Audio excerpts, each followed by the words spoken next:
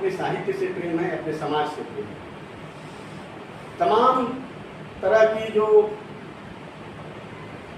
आपाधापी चल रही है कई स्तर पर, भाषा के स्तर पर, समाज के स्तर पर, उसमें देखिएगा कि कहीं ना कहीं भाषाई मुद्दा भी अत्यंत महत्वपूर्ण है, लेकिन हम उससे मुंह चुरा लेते हैं कई बार, जिससे तमाम कई तरह की समस्याएं आती हैं। हम उससे वाकिफ भी नहीं हो पाते, लेकिन वे समस्याएं आती हैं। जब हमारे देश का बंटवारा हुआ, आखिर यह अंतर्राष्ट्रीय भाषा दिवस जिन संदर्भों में याद किया जाता है,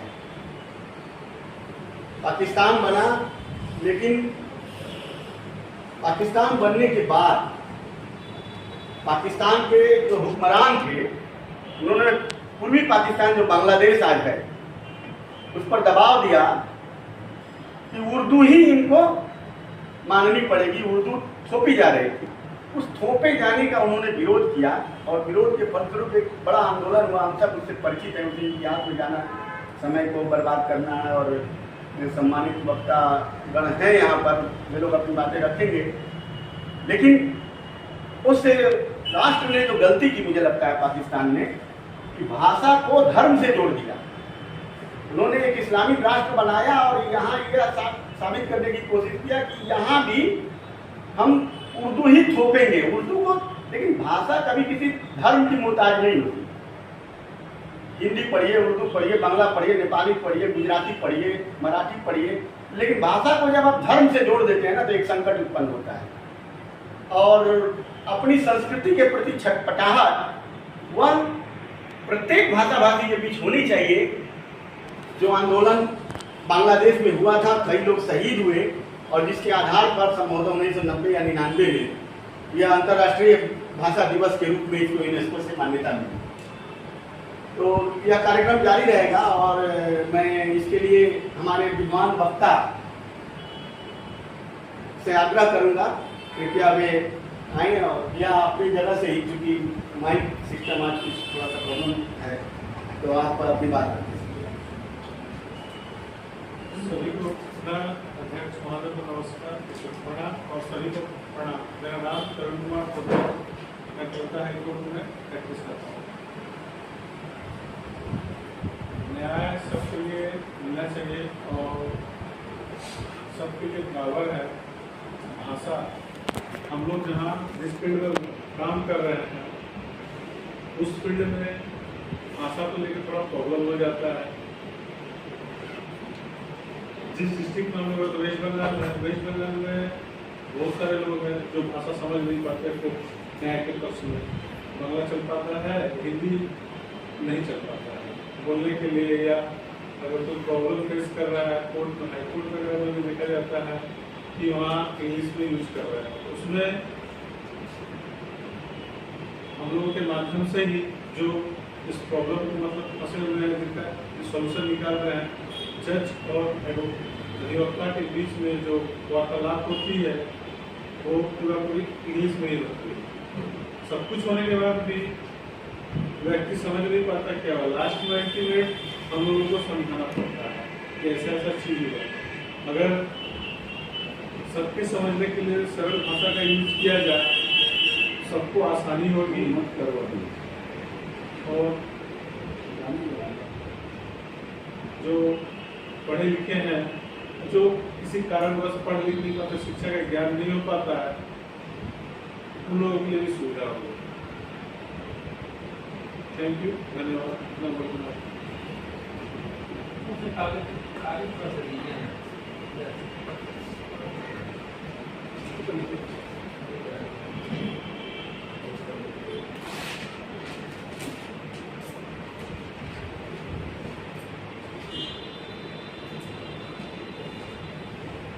धन्यवाद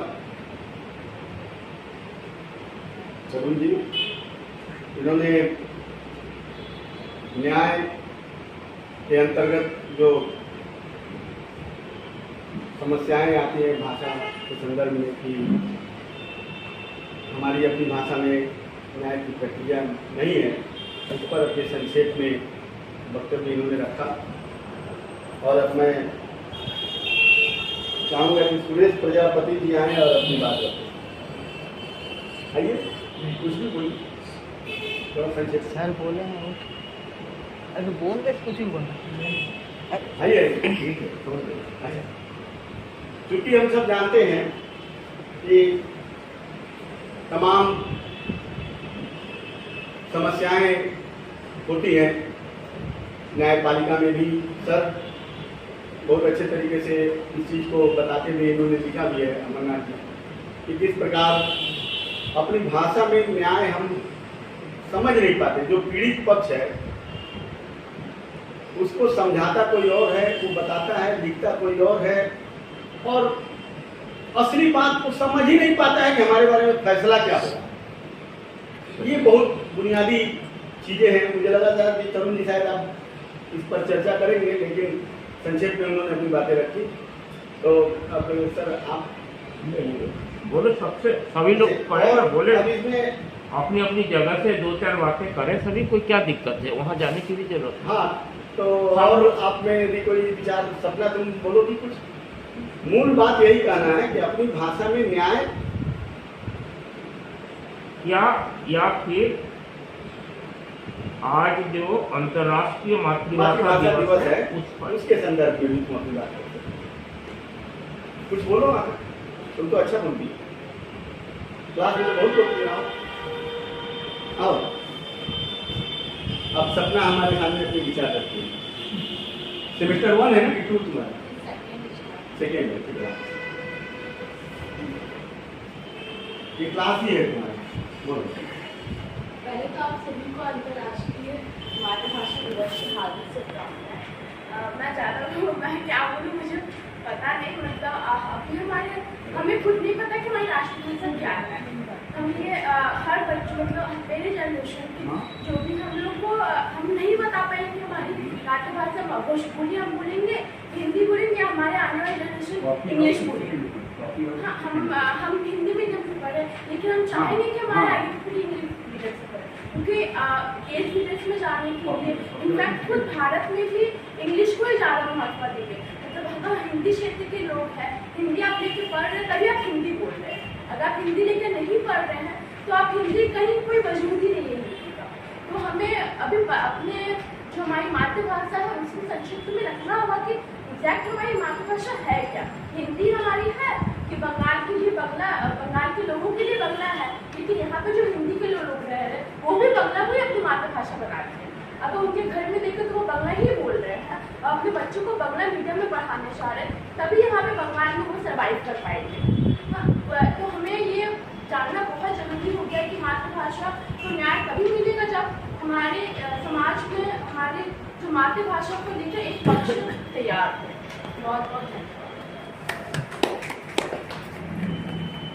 बहुत धन्यवाद सपना। सपना ने अचानक भी अपनी बात जिस तरीके से रखी वो हम सबके लिए मैंने उत्साहवर्धक है। तुम्हारे लिए अब अच्छा बुलाना, सर ने कहा है कि जो भी आप अपनी बात रखना चाहते हैं औपचारिक रूप से हम लोग यहाँ बैठे हुए हैं, तो सर जी से अनुरोध है कि कृपया आप अपनी बात करें। आदरणीय सर को प्रणाम। यहाँ उपस्थित सभी बड़ों को मेरा प्रणाम। सहपाठी सुरेश को नमस्कार। मैं रुद्रकांत, एक छात्र। यहाँ हिंदी भाषा या मातृभाषा पर बोलने के लिए तो बहुत कम पड़ जाएगा, क्योंकि भाषा ऐसी चीज़ है जो हमारी अभिव्यक्ति को सहज रूप से प्रदान कर दे, बस वही भाषा है। मूल रूप से अगर हम अपनी भाषा को सामने वाले के, किसी भी सामने वाले व्यक्ति के सामने या किसी के भी सामने अगर हम अपनी बात को सही पहुंचा दें, सही कह दें, तो वह भाषा सार्थक होती है। मातृभाषा कहा जाता है माता की भाषा। मूलतः माँ की जो भाषा होती है, माँ जिस बोली में कहती है, भाषा के तो बहुत सारे अंग हैं, भाषा की बहुत सारी उप बोलियाँ हैं, विभाषाएँ हैं, बहुत तरहों का उसमें वर्गीकरण है, किंतु मातृभाषा माँ की भाषा को कहा जाता है, क्योंकि वह माँ की भाषा होती तो है, किंतु कहीं कहीं वह माँ की भाषा भी नहीं रह जाती है। जैसे अगर कोई माता अवधी बोलने वाली, मैं हिंदी से ही अगर जोड़ूँ तो अवधी बोलने वाली है, उनका विवाह हुआ है मगही बोलने वाले परिवार में, तो वह मातृभाषा तो नहीं रह पाती है, वह उस समय बदल जाती है। तो इसमें एक प्रकार का ये भी लगाया जाता है, कही जाती है कि अब पितृ सत्रात्मक भाषा को ही मातृभाषा का रूप दिया जाए। आज मातृभाषा दिवस बांग्लादेश में जो शहीद हुए थे उसके याद में हम लोग मनाते हैं। जैसे कि अब अभी उन्होंने कहा कि हम समझ नहीं पाते हमारी मातृभाषाएं क्या हैं, उस पर मैं कह दूं कि हमारी मातृभाषा तो वह है सर्वप्रथम जो हमें माँ के द्वारा मिलती है या परिवार के द्वारा सर्वप्रथम हमें शिक्षा में दी जाती है, वह हमारी मातृभाषा है। वह अगर भोजपुरी है तो आपकी मातृभाषा भोजपुरी है, मगही है तो आपकी मातृभाषा मगही है, मैथिली है तो आपकी मातृभाषा मैथिली है। हिंदी सबका सम्मिलित रूप है और इसे हम विशेष रूप से संपर्क भाषा के रूप में पाते हैं। और जो आपकी अपनी भाषा है, जैसे हमारी अपनी भाषा अभी हिंदी और मेरी अपनी भाषा है मैथिली और हिंदी। मैं घर में मैथिली में बात करता हूँ, जब बाहर जाता हूँ संपर्क भाषा के रूप में हिंदी ही बात करता हूँ, क्योंकि हिंदी मुझे सहज रूप में आती है। अन्य भाषाओं में इंग्लिश का भी बहुत वर्चस्व है, माना गया है और इसे नकारा भी नहीं जा सकता है, किंतु हम इसके लिए अपनी भाषा को कभी भी हीन दृष्टि से नहीं देखते, क्योंकि हमारी जो अपनी चीज़ है वह अपनी ही रहेगी। भले दूसरे के घर में कुछ भी बने, कुछ भी चीज़ें हो, कुछ भी कितना भी वो सामर्थ्यवान हो, किंतु अगर हम कमतर भी हैं, माना जाए इसे कमतर है नहीं, विश्व के तीसरे दर्जे पर है भाषागत दृष्टि से हिंदी, फिर भी अगर माना जा रहा है तो भी हम अपने आप को कमतर नहीं आंकेंगे। अपने आप को और भी बढ़ावा देने के लिए कितने क्या करने चाहिए, किस प्रकार से हम बढ़ें, इस पर थोड़ा सा ध्यान देना चाहिए। और मैं विशेष कुछ नहीं कहूँगा, सबको प्रणाम। ये आज का जो विषय रखा है उन्होंने अपनी भाषा में न्याय, है ना, तो आप लोग इसको ध्यान रखिए, विषय पर बोलिए, थोड़ा सा भी बोलिए फिर विषय पर बोलिए, कुछ भी बोलने के लिए नहीं है। अपनी सर मुझे भाषा में न्याय। पता नहीं था, ये विषय पता नहीं था। उसमें अपनी भाषा में दिया हुआ है। और मेरा आग्रह ये है कि जो बहुत सारे लोग हैं, कोई भी बोले, रचना बोलो, रचना है, व्यक्ति है, सब लोग तो हैं, विक्रम है, थोड़ा थोड़ा सा आप लोग बोलिए, कुछ न कुछ तो आपका जीवन सिंह है, थोड़ा थोड़ा इस मुद्दे को लेकर थोड़ा थोड़ा बोलिए, कोई भी बोलिए। जीवन जी बोलेंगे आपको ना, जीवन जी बोलिए, बोलिए जीवन जी बोलिए। हाँ, विषय ध्यान रखिए, आपको जो विषय दिया हुआ है।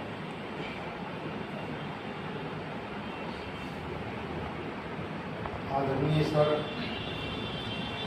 और माता सर और सभागार में बैठे सभी हमारे मित्र, मैं न्याय का छात्र भी नहीं हुआ और न्याय लेकर पढ़ाई लिखाई की है मैंने, ऐसी बात नहीं। न्याय कहने का मतलब मैं यही समझता हूँ कि जो अदालत या न्यायालय में जो बातें होती हैं वो न्याय किस भाषा में है। मैं थोड़ा सा इतिहास, इसकी प्रासंगिकता क्या है भाषा की, क्यों न्याय की भाषा मातृभाषा ही होनी चाहिए, इस पर थोड़ा प्रकाश डालूं। भाषा का जो मुद्दा है, मैं कहता हूँ कि 1952 में तथाकथित उस समय के पूर्वी पाकिस्तान में बांग्ला भाषी वाले लोग जो आंदोलन किए, भाषा के नाम पर, भाषा आंदोलन पर जिस तरह शहीद हो गए, क्या ऐसा वैसा ना होकर क्या कुछ दूसरा हो सकता था? क्या है भाई, उर्दू भाषा में भी तो न्याय मिल जाता, बातचीत हो जाती, काम भी चल जाता, नौकरी भी मिल जाती और आराम से अपना जिंदगी चलती। लेकिन उन्होंने ऐसा नहीं किया। उसका कारण ये है कि जैसे मछली पानी बिना नहीं जी सकती है, उसे पानी से निकाल कर देखिए आप, उसकी हालत क्या होती है। अपनी मातृभाषा का औचित्य भी उसी तरह है। आप कहें या ना कहें, माने या ना माने, चाहे जिस परिस्थिति में हो, यदि अपनी भाषा के खिलाफ, अपनी मातृभाषा के खिलाफ कुछ होता है, उसको तवज्जो यदि नहीं मिलता है, तो उसकी हालत वैसे ही होगी जैसे मछली की होती है पानी में। होगा ही, आंदोलन होगा ही, लोग शहीद होंगे ही, लोग मर मिटने के लिए तैयार होंगे ही, चाहे वो भूगोल जो भी हो, चाहे इतिहास वहां का जो भी हो।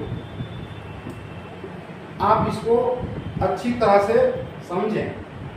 अब दूसरी बात यहाँ पर यह है कि 1961 में भी एक हमारे सिलचर आसाम में, जैसे सर बता रहे थे, हमको याद आ गया आसाम वाली बात उन्होंने कही थी, वहाँ भी भाषा के नाम पर, बांग्ला भाषा को लेकर के ही 4-5 लोग शहीद हो गए। उसके पीछे भी यही कारण। आप अच्छी तरह से एक बात जान लें, चाहे वो न्याय हो, चाहे वो इंजीनियरिंग हो, चाहे वो चिकित्सा विज्ञान हो, चाहे हमारे जैसे बायोकेमिस्ट्री के लोग हों, अच्छी तरह से किसी चीज को समझने के लिए, हृदयंगम करने के लिए, दृढ़ता के साथ अपने विचार को व्यक्त करने के लिए अपनी भाषा का कोई विकल्प नहीं है अभी तक। चाहे वो जो भी हो, चाहे वो अंग्रेज हो, चाहे हिंदी भाषी हो, चाहे जो भी भाषा भाषी लोग हो, इसका कोई दूसरा विकल्प अब तक वैज्ञानिक रूप से नहीं है। हम कह देते हैं फट से कि नहीं, हम तो भाई अंग्रेजी में ही बहुत सहज है, भाई हम तो इस भाषा में ही सहज है, लेकिन उनकी भाषा वो नहीं है। लेकिन ये सरासर गलत है। जब हम कोई किसी चीज को हृदयंगम करते हैं, अपनी मन की अभिव्यक्ति देते हैं, सही रूप से समझाने की कोशिश करते हैं, उस समय तंत्रिकाओं का जो अनुरणन होता है वो अपनी भाषा के शब्दों से ही होता है। जल, पानी, पीना, ये कहकर जो हृदयंगम होता है, जो समझते हैं, ड्रिंकिंग वाटर, आप जितना बचपन से ABCD रटे हो क्यों ना हो, ऐसा नहीं होता। ये मैंने जो कहा, ये भावावेश में, भावावेग की ये बात नहीं है, ये वैज्ञानिक सत्य है। मैं बता रहा हूँ थोड़ा सा वैज्ञानिक सत्य क्या है। हमारे बायोकेमिस्ट्री में ये जो भाषा भी जो बोलता है वो भी केमिस्ट्री ही है। कैसी केमिस्ट्री है? जैसे ध्वनि से भी रासायनिक क्रियाएं होती हैं। यहाँ कुछ रिएजेंट रखे हुए हैं, कुछ कारक रखे हुए हैं, विभिन्न तरह के ध्वनि से उनको संपर्क की विक्रियाएं हो जाती हैं। हमारे जो, मैं लिंग्विस्टिक की इतनी गंभीर चर्चा नहीं करूंगा, मेरे कहने का आशा ये है कि जो हम बोलते हैं ना, उसमें जो हमारी तंत्रिकाओं का अनुरणन होता है ना, और तंत्रिकाओं का अनुरणन एक केमिस्ट्री है। वहां भी सोडियम, पोटेशियम, तो अपनी माँ बाप, अपनी उसमें एक तरंगायित बात होती है। अंग्रेजी का उच्चारण या किसी दूसरे भाषा का उच्चारण करते हैं, उनकी जो तरंगें बनती है, हमारी तरंगें उस तरह से नहीं बनती। इसी के कारण हम आर्टिफिशियल यानी कि कृत्रिम हो जाते हैं। दूसरी भाषाओं में जब कुछ कहने जाते हैं तो कृत्रिमता आ जाती है। यही कारण है, कृत्रिमता आने का यही कारण है। माइकल मधुसूदन दत्त का आप लोग नाम सुनेंगे, बांग्ला के, अंग्रेजी के भी बहुत बड़े कवि थे, बांग्ला के भी बहुत बड़े कवि थे।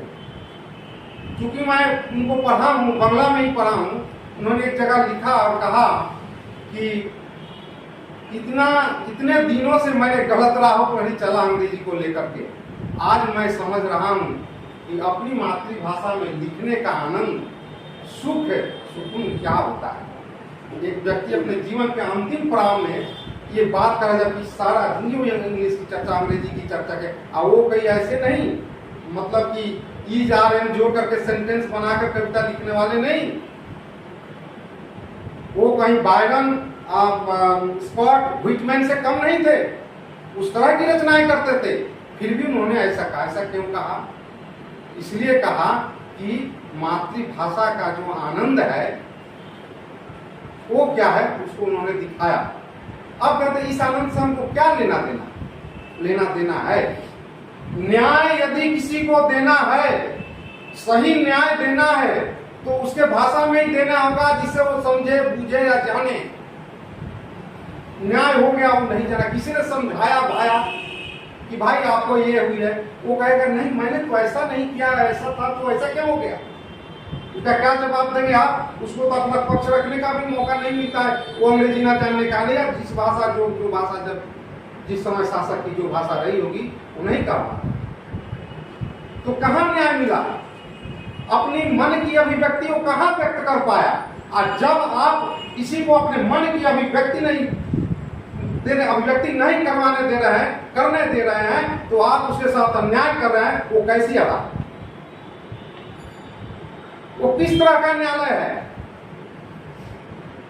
जो न्याय के नाम पर अन्याय कर दिया?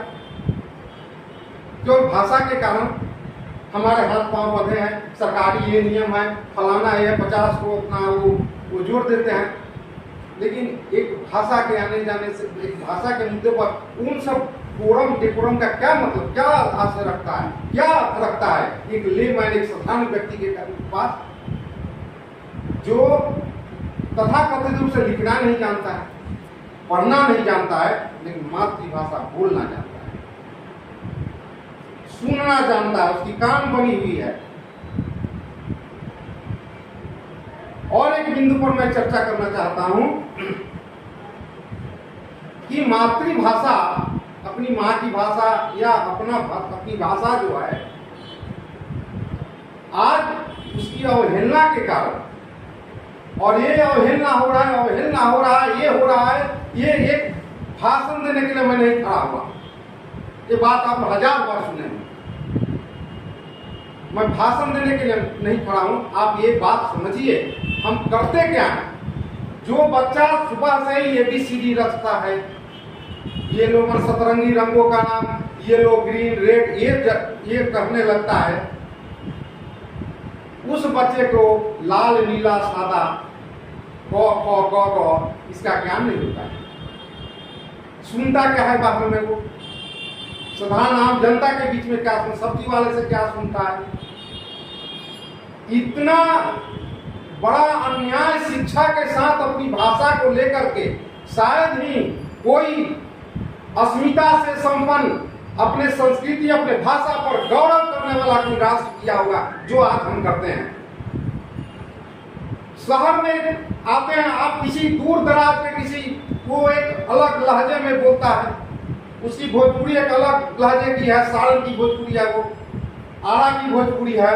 यहाँ के बंगाल में सुदूर 24 परगना के बसी साहब ने जैसे कहा, बसीरहाट, नदिया, बनगा और बांग्लादेश से सटे हुए जितने हमारे ये जिले हैं, उनकी भाषा और शुद्ध कलकत्ता की फैशनेबल बाबुओं की भाषा में अंतर है। लेकिन आप उसको नकार नहीं सकते, वो भाषा है, उसमें अभिव्यक्ति होती है, वो मन का भाव प्रकट करता है, और वही भाषाएं सीखकर वो कलकत्ता यूनिवर्सिटी का हेड ऑफ द डिपार्टमेंट बनता है, वो वहीं का आदमी है। आप उसको विकास की दृष्टि से देखते हैं। नाक भौंसी करते हैं कब?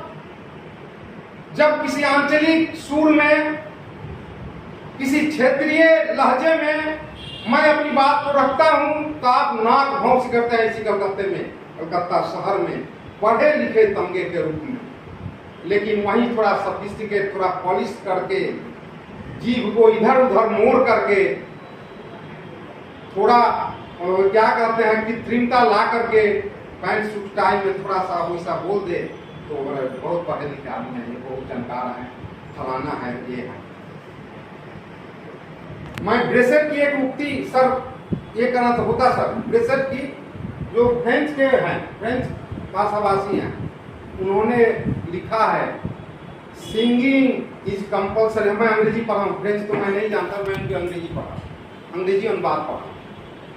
Singing is inhabitable in darkness. अंधकार में गाना बहुत जरूरी है।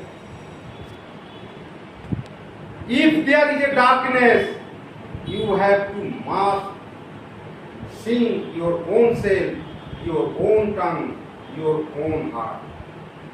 उस अंधेरे में, ये जो अंधेरा जो छाया हुआ है, ये मैं नहीं कह रहा हूँ, ब्रेसेट कह रहे हैं, ये जो अंधेरा छाया हुआ है भाषा को लेकर के, तरह तरह की बातें होती हैं, नहीं इसमें ये संभव नहीं है, इसमें ये आपने कोशिश की है? कितने दिनों से कोशिश किया है? आपने हिंदी में चिकित्सा पढ़ाने की कितने दिनों की कोशिश की है? इसमें शोध करने के, विज्ञान का शोध हो, साहित्य का शोध हो, न्याय का शोध हो, आपने न्याय की भाषा देने के लिए कभी न्यायालय में वो खड़ा किया है? आपने बंगला में बोला है न्यायालय में? कोई जज साहब बताए हैं? कोई सुदूर कोई अपराधी को या क्राइम सिद्ध करने के लिए आपने कहा है? सर अभी तो आ रहा है ना कि आपने पनीर को नहीं पकड़ पाया, बंगला में अधिकार से पेपर कह हिंदी के स्वयं जज साहब बोल रहे हैं, वाई बार नट कट पनीर ऐसा बोल सकते थे। कौन समझेगा? हमारे उस हुगली जिले के उस आरामबाग के जगह में जो कंधे पर हल लेकर जाता है, लेकिन वो समझता है उस बात को। माझी के सुर, मछलियों की आवाज, अपने माता पिता का होना, दुख का अनुभव होना, उनकी अभिव्यक्ति होने की शारीरिक भाषाएं आप यदि प्रकट नहीं कर सकते हैं, तभी प्रकट कर सकते हैं जब अपनी भाषा की तरफ आप तवज्जो देते हैं, उसकी इज्जत करते हैं, तभी दे पाएंगे। और उत्थान अपेक्षित है, इंतजार कर रहा है। इन्हीं सब मुद्दों पर आप जितना घसीट लीजिए, जितना कुछ क्या ये घसीट करके आज 200-250 सालों में अंग्रेज तो बहुत रोजगार तो थोप रहे हैं, आप भी अभी ये कर रहे हैं। क्या कर लिया? कौन सा विश्व का आप ये कर लिया? नहीं कि अब अपनी इसको आजमा कर तो देख, किसने आजमाया? नहीं आजमा कर तो देखें। मैं अपनी 2 पंक्तियां सुनाता हूँ, अपनी बात को विराम दूंगा कि मेरी अपनी लिखी हुई है कि भूल गए लोग अपनी भाषा, अपनी सब बाग बगिया।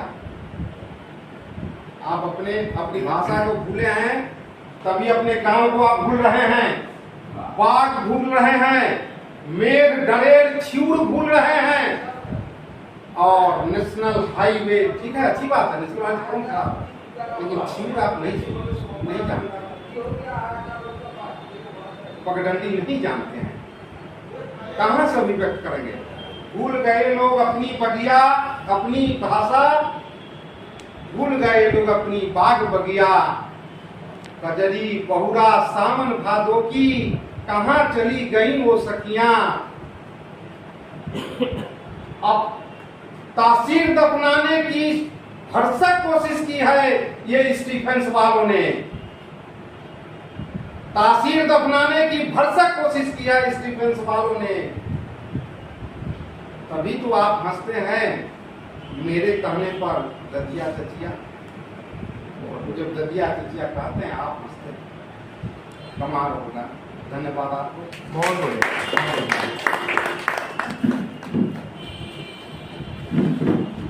और आप मैडम आप बोलेंगे? अच्छा, हमारे बीच सुशील हैं, कलकत्ता विश्वविद्यालय के हिंदी विभाग के छात्र, और बहुत ही तमाम तरह की गतिविधियों में आजकल नाटक वगैरह में भाग लेते हैं और कवि भी हैं। तो मैं चाहूँगा कि सुशील आप इस विषय पर अपना कुछ विचार व्यक्त करें।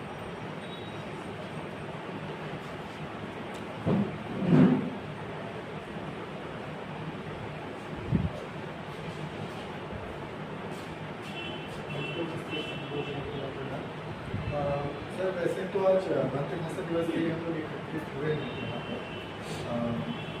मैंने बहुत बार देखा है कि लोग अपनी मातृभाषा को बोलने में असहज महसूस करते हैं। वैसे तो सर ने भी बोला कि दादी चाची या कुछ भी हम लोग बोलते हैं तो सब लोग हंसने लगते हैं कि हाँ ये बिहार से आया हुआ है या भोजपुर से आया हुआ है। मैं खुद भोजपुर से हूँ और कहीं ना कहीं ये स्टीफेंस वालों का प्रभाव मुझ पर भी है, क्योंकि मैं भी पहले भोजपुरी में बात करता था घर में, लेकिन अब कहीं ना कहीं मैं सिर्फ मम्मी से, जब मेरी माँ से और पापा से ही भोजपुरी में बात करता हूँ, वरना और भी पे बोलने में भी मुझे असहज महसूस होती है और ये कहीं ना कहीं मेरी खुद की खामी है। सर मैं आपने कहा कि मैं एक कविता हंसता हूँ, तो मैंने एक कविता लिखी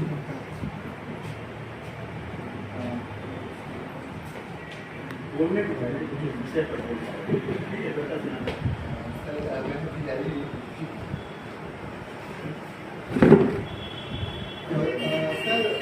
मेरा मानना ये भी है कि अगर हम अपनी मातृभाषा को अपनाना चाहते हैं तो सबसे पहले हमें हमारा जो हस्ताक्षर है वो भी हिंदी में करनी चाहिए। मैंने बहुत बार देखा है कि जैसे हम लोग जो फाइलों में साइन करते हैं बहुत लोग इंग्लिश में करते हैं, हिंदी में कोई नहीं करता। यहाँ तक कि कलकत्ता विश्वविद्यालय में भी जब हम लोगों ने सेमिनार करवाया था तो वहाँ पर भी सभी ने अंग्रेजी में ही साइन किया। सर मैं कविता सुनाकर अपनी बात करता हूँ। सर मेरी कविता का शीर्षक है गरीबी है ख्वाब निकाल।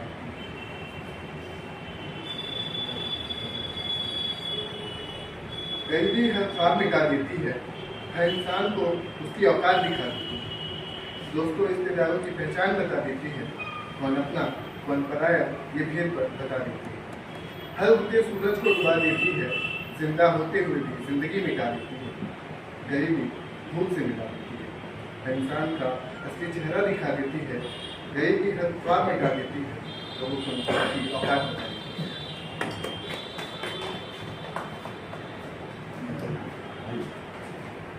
रचना जी वो आ रही है, खुद ही आ रही है कि मैं बोलूं। आप लोगों से अनुरोध है कि जैसे कि आज के सत्र के अध्यक्ष महोदय ने आदरणीय अमरनाथ जी ने कहा कि मातृभाषा में न्याय, तो इसे ध्यान में रखकर हम अपनी चर्चा करें तो जाहिर सी बात है कि बेहतर चीजें होंगी। नमस्कार, मेरा दो बातें बोलना चाहूँगी मैं कि देश अभी आज़ादी का अमृत महोत्सव मना रहा है और ये बड़ी विडंबना है कि हमारे देश में न्याय की भाषा हमारी भाषा में नहीं है। सांप्रदायिक नीतियों के खिलाफ हमारे देश में जो विरोध प्रदर्शन किया, हमें आज़ादी मिली, लेकिन भाषाई स्तर पर जो संप्रदायवाद है उसके खिलाफ एकजुट लोग नहीं होते। उस समय देश मतलब भारत पाकिस्तान दोनों ही को जोड़ रही हूँ मैं। यहाँ की जो स्थिति है वो पाकिस्तान में भी वही स्थिति है। कल ही मैंने एक चीज़ देखा था, उसमें बड़ी सुंदर ही नहीं कहूँगी, विडम्बना एक वाक्य थी कि इस रोमन ने तो हमारी रूह को मार दिया। तो जब लोग पढ़ने के बाद उनकी पहली ही इच्छा ये होगी कि हम कनाडा और अमेरिका जाएंगे, तो वो क्या फिर मातृभाषा में, तो घूम फिर के जो न्याय की भाषा है वो भी कहीं ना कहीं शिक्षा से ही जुड़ जाती है। जब आज के होने वाले जो आगे वकील होंगे या जो वकील हैं, जब वो मातृभाषा में पढ़कर ही LLB नहीं आएंगे तो वो अपना प्रैक्टिस कहाँ से करेंगे मातृभाषा में। तो नीचे के स्तर पर ये काम करना होगा। अगर शिक्षा का माध्यम मातृभाषाएं नहीं होंगी तो आगे हम चाहें कि न्यायालय में मातृभाषाएं होंगी तो ये संभव नहीं है। तो जब एक न्यायालय जाना, अस्पताल जाना, ये कोई खुशी खुशी नहीं जाता है, बहुत पीड़ा, बहुत कष्ट होता है, तभी इन जगहों पर लोग जाना चाहते हैं। और दुख में जब हम किसी जगह पर जाएं और अपनी भाषा में बोल ना पाएँ, अपनी भाषा में पा न पाएँ, तो फिर कोई अर्थ नहीं है। हम अगर अपनी भाषा में जो सुनना चाहें, जो कष्ट के लिए मैं गया या गई, उसका निवारण मैं सुन ना पाऊँ अपनी भाषा में, तो जाने के बाद भी वो क्या न्यायालय की भाषा वो समझ रहा है, उसको क्या समझाया जा रहा है, उसके लिए वो निरर्थक है। तो इसकी शुरुआत न्यायालय की भाषा, मातृभाषा होगी, कम से कम जिन राज्यों की भाषा है उसमें होनी चाहिए।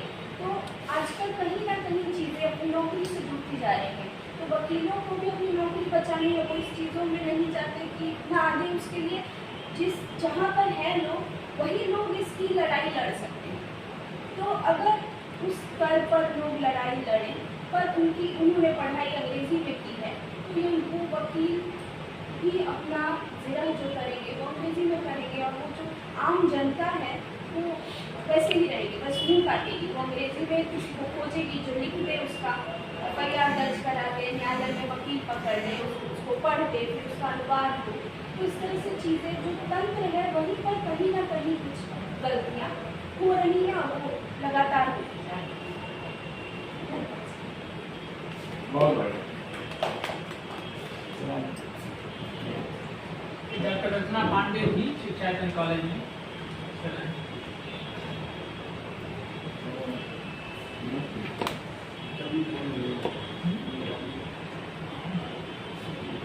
अच्छा, अब हमारे बीच रंजीत कुमार आ चुके हैं। डॉक्टर रंजीत कुमार जो हुबली मोहिद्दीन कॉलेज में हिंदी विभाग के असिस्टेंट प्रोफेसर हैं। मैं रंजीत जी से अनुरोध करता हूँ कि आएँ और इस विषय पर अपनी बात करें।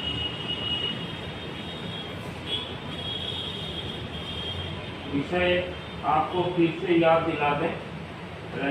डॉक्टर रंजीत कुमार, अपनी भाषा में अपनी भाषा में न्याय। मेरी कोई तैयारी नहीं है। आदरणीय मंच को जो बैठे हैं, मंच को प्रणाम करते हुए मुझे लगा कि आप लोग बोलेंगे, मैं सुनूंगा। और आउट ऑफ सेशन था ये, गवर्नमेंट की नोटिस मैंने तानाशाही भी कर ली थी, जो कहना है क्या मत करिए, डर के मारना पे ज़्यादा अच्छा है। तो हम लोग जो जहाँ था वहाँ से आना पड़ा, और उस पर भी तानाशाही नया नोटिस का 11:30 बजे रिपोर्ट करना था। ट्रेन में नोटिस आती है कि आपको 11:30 बजे अंदर आना है। जो भी विषय ये जो आज रखा गया है कि मातृभाषा में न्याय, इस पर लगभग कई दशक ट्राई चल रही है। इसमें एक बड़ी भूमिका अपनी भाषा संस्थान की भी रही है। हालांकि अभी तक इतनी ही प्रगति हुई है, कम से कम हिंदी में जो हियरिंग नहीं होती थी, कम से कम कुछ वर्ष पहले से वो प्रावधान आ गया है कि अब हिंदी में भी हियरिंग हो सकती है। मातृभाषा का जहाँ तक सवाल है, जो अभी रचना जी कह रही थी कि मातृभाषा के यदि स्कूल ही नहीं होंगे तो फिर मातृभाषा में न्याय का सवाल कहाँ से उठता है। मैं थोड़ा सा असहमत रहूँगा इसमें। इसमें कोई दो राय नहीं है कि इस देश में न्याय जो है वो अपनी भाषा में मिलना चाहिए, क्योंकि इस पर एक बड़ी विडंबना है कि जो भोजपुरी जानता है या हिंदी जानता है, कोर्ट में गया है, उसका पक्ष का वकील क्या बोल रहा है समझ में नहीं आ रहा है, गलत या सही, जज क्या कह रहा है उसको समझ में नहीं आता है, तो खाली मुंह ताक रहा है कि हाँ हाँ, लास्ट क्वेश्चन आ गया जजमेंट तो खुश हो गया, हाँ हो गया, तो हाँ तुमको मौत का सजा सुना दिया गया। अच्छा, उसको अपनी बात कहने तक का, अपनी बात रखने तक का कोई मने वो समझने तक का उसका अवसर नहीं। खाना दूर की बात है, समझने तक का अवसर नहीं। कभी कभी हम जिसे पढ़े लिखे लोग, अगर कोई लीगल इशू आता है तो कोर्ट में जाने से केवल इसलिए डरते हैं कि उतनी अच्छी अंग्रेजी नहीं होना, हम अपनी बात रख नहीं पाएंगे। एक डर हम लोग के अंदर में जब है, इतने पढ़े लिखे लोग के अंदर में, तो आम इंसान की क्या होती है और पिछले 50 सालों में जब न्याय कैसे होता होगा उसकी कल्पना करना में क्यों रुकावट जाती है। अपनी भाषा में न्याय होना चाहिए, भोजपुरी में भी हो सकता है, अवधी में भी हो सकता है। उसके लिए सरकार की अगर नियत साफ हो, उस तरह की जजों की व्यवस्था की जाए, हिंदी भाषी क्षेत्रों में ऐसे जजों की नियुक्ति हो जो कम से कम वहाँ का स्थानीय भाषा का जानकार हो, स्थानीय न होते हुए भी। स्कूलिंग किसकी कोई जरूरत नहीं है। मेरी मातृभाषा भोजपुरी है, मेरी शिक्षा दीक्षा अंग्रेजी और हिंदी में हुई है, लेकिन मैं भोजपुरी में बहुत कम पढ़ता हूँ। अवधी जिसकी मातृभाषा है उसकी शिक्षा दीक्षा हिंदी में हुई है, अंग्रेजी में हुई है, लेकिन अवधी में कम पढ़ते हैं। बस केवल इतना हो कि शिक्षा का भाषा हिंदी हो, भोजपुरी की जगह स्कूल की भाषा हिंदी होनी चाहिए, हिंदी में शिक्षा दीक्षा होनी चाहिए। भोजपुरी के स्कूल और अवधी के स्कूल ये करने से बहुत दिक्कत आएगी भविष्य में। मेरा अपना एक प्रथम थिंकिंग है, आज मैं कह रहा हूँ बदल जाए विचार, हिंदी में होने चाहिए।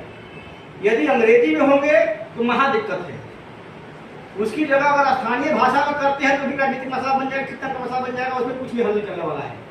इस देश की भाषा, बंगाल की पढ़ाई बंगाल में हो, हिंदी प्रदेश की भाषा हिंदी में हो, दक्षिण की जो पढ़ाई लिखाई है उनकी प्राइमरी भाषा जो है दक्षिण की भाषा हो, उसको होनी चाहिए। और न्याय में भी ठीक इसी तरह का प्रावधान करना चाहिए, इसमें कहीं कोई दिक्कत नहीं। दिक्कत केवल नियत की है, स्टेप लेने की है। वर्तमान सरकार जो केंद्र सरकार है, पिछले 10 सालों 8 सालों में जितने साल टेन्योर है, उसने बहुत बोल्ड फैसले किए हैं। कई जगहों को कहा जा सकता है कि उसने बहुत बोल्ड फैसले लिए हैं। जैसे आप लोग याद होगा नोटबंदी, एकदम स्टैंड बदल गया था एक सेकंड में। इसमें कोई झंझट नहीं है फैसला लेने में कि कल से जो है एक अच्छा फैसला आया है सरकार का, उसको हम सबकी प्रशंसा करनी चाहिए कि कम से कम लोग अपनी भाषा की बात तो कर रहे हैं। स्कूलों में, पढ़ाई में, हर जगह वो लोग अपनी भाषा की बात तो कम से कम कर तो रहे हैं। और ज़्यादा अच्छा होता अगर नियत मानसा साफ है, इसको प्रावधान करके सरकारी तौर पर इसको लागू कर दिया जाए। इससे जनता का भला होगा, इसमें किसी को भी दो राय नहीं होगा। कुछ लोगों को छोड़ दिया जाए, मैंने 2-4% अंग्रेजी दान लोगों को छोड़ दिया जाए, जिनको अपने देश की भाषा नहीं आती, उनको छोड़ करके बाकी मुझे लगता है कि 90% भारतीय लोगों को ऐसा करने में कोई कहीं दिक्कत नहीं है, कहीं कोई ऑब्जेक्शन नहीं है। ऑब्जेक्शन केवल पार्लियामेंट में बैठे कुछ लोगों को है और कुछ अंग्रेजा लोगों को है। आप करके देखिए स्टेट, कहीं विरोध नहीं होगा। बाबरी मस्जिद पर फतवा आने के लिए कहा जाता है देश में खून नदियां बह जाएगी, वही नहीं वही। देश के लोग बहुत समझदार हैं, देश की जनता बहुत समझदार है, जानती है किसमें फायदा है किसमें नुकसान है। आप एक बोल्ड स्टेप लेकर के देखिए, रातों की भाषा अपनी भाषा होगी, न्याय की भाषा अपनी भाषा होगी।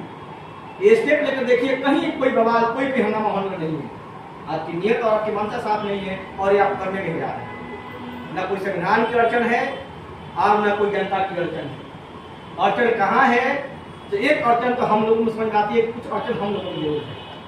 हम लोग छोटे छोटे ग्रुपों में, जिसका कोई मुझे लगता है कि बहुत बड़ा बृहद प्रभाव तो नहीं पड़ता है, लॉन्ग टर्म प्रभाव हो सकता है, इसे इनकार नहीं कर सकता है। लेकिन यदि संगठन के रूप में अगर इस बात का, क्योंकि इस समय भी मुझे अनुकूल लगता है, अनुकूल इसलिए लगता है कि वर्तमान सरकार कई बार अपनी भाषा पर जोर दे रही है। अब उसकी मंशा साफ है कि क्या उसकी मंशा है, रखने के लिए भी एक बार जरूर इस बात को बृहद तौर पर उठाया जाना चाहिए पूरे देश में कि न्याय की भाषा अपनी भाषा हो। इसे लागू करने में आप लोग इसमें क्या दिक्कत है, जनता को बताइए। एक मांग जो है ये संस्था की ओर से भी जानी चाहिए और हर संस्था से हम अपील कर सकते हैं कि एक लिखित प्रस्ताव हम सरकार को दे दें कि न्याय की भाषा जनता की भाषा होनी चाहिए। अब किसान इतना बोल दे रहे हैं, किसान के लिए करेंगे, किसान के लिए क्या करेंगे? किसान को समझ में आना चाहिए हम हमारे क्या कर रहे हैं, किसान की भाषा में तो करिए। ये उचित समय है, हम लोग को लगता है कि कम से कम बहुत सक्रिय स्तर पर हम लोग नहीं कुछ कर पा रहे हैं, तो कम से कम एक लिखित प्रस्ताव जो है मेल के द्वारा भी हम लोग, अब सिंगल रूप में नहीं हो सकता है, कई संस्थाओं को मिल करके अगर लिखित प्रस्ताव अगर सरकार को दिया जाए और एक हम लोग डेट निश्चित कर दें कि दिल्ली के जंतर मंतर, कलकत्ता में जो है कलकत्ता किसी स्थान पर हम लोग इसको शांतिपूर्ण ढंग से बैठक करेंगे सरकार के विरोध में कि भाई हम लोग ये मांग है और ये न्याय की भाषा अदालत में लागू होनी चाहिए। हम लोग की एक पक्ष की सुनवाई शांति प्रोटेस्ट, एक दिन का हम लोग प्रोटेस्ट कहीं बैठ के कर सकते हैं और ये बड़े पैमाने पर करने के लिए सब संस्था को 2-4 मिनट पुलिस हम लोग आगाह करें, जोड़े, अपने से मिलाएं, विचार रखें उनके पास और कहें कि आप लोग जो जगह है, आप दिल्ली में है दिल्ली में कहीं बैठ जाइए, कलकत्ता में है कलकत्ता में कहीं बैठ जाइए, पटना में है पटना में कहीं बैठ जाइए, 20 लोग हैं 20 लोग बैठ जाइए, संस्था में 20 लोग हैं 20 लोग बैठ जाइए, 50 लोग हैं 50 लोग बैठ जाइए। एक जाए आवाज की भाई हम चाहते हैं कि हमारे देश की भाषा में, अपनी भाषा में हमको न्याय मिले। अंग्रेजी में कब तक न्याय की प्रक्रिया चलती रहेगी? ये प्रक्रिया किस एंगल से आप लोगों को सही लगता है? आज आजाद देश में 70-75 साल तक की प्रक्रिया क्यों चलती रही? इसका कोई ठोस उत्तर सरकार का उत्तर पार्लियामेंट में रखे, किस कारण चल रहा है, कोई ठोस उत्तर दे, अदरवाइज इस बात को लागू करे। हमारा बस क्या योजना ही कहना है। आप लोग मुझे अवसर दिए, इसके लिए बहुत बहुत आभार। धन्यवाद रंजीत जी। रंजीत जी ने बहुत ही चिंतित तरीके से विषय पर आधारित अपने विचारों को रखा और मैं चाहूँगा कि सर तो मना कर रहे हैं, लेकिन मैं चाहूँगा और नहीं सभी लोग चाह रहे हैं कि सर को थोड़ा सुनते, तो यदि सर हम सबका अनुरोध स्वीकार कर लेते, कुछ मिनट बोलते तो अच्छा होता है। डॉक्टर अरुण होता सर का अनुरोध है। इनका असल में गला ठीक नहीं है, अच्छा माइक रंजीत लगा तो नहीं माइक्रोफोन की जरूरत नहीं है।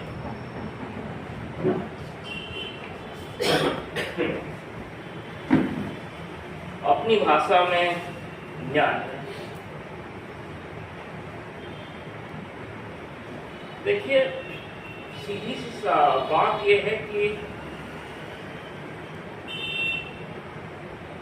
ये आज की बात नहीं है।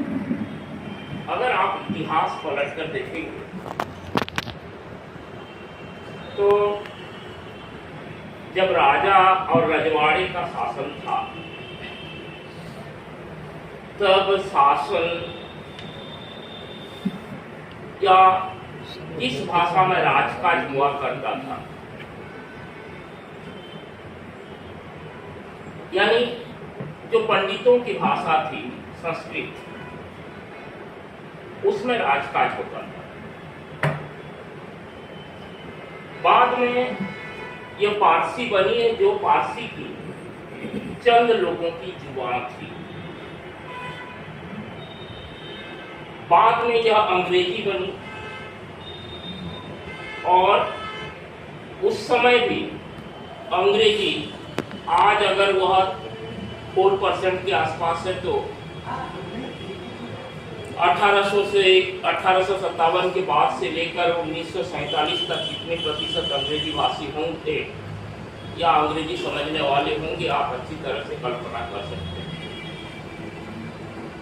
तो सत्ता की यह हमेशा एक चालाकी रही है, उसे आप क्रूरता कह सकते हैं कि उसकी भाषा आम जनता न समझे।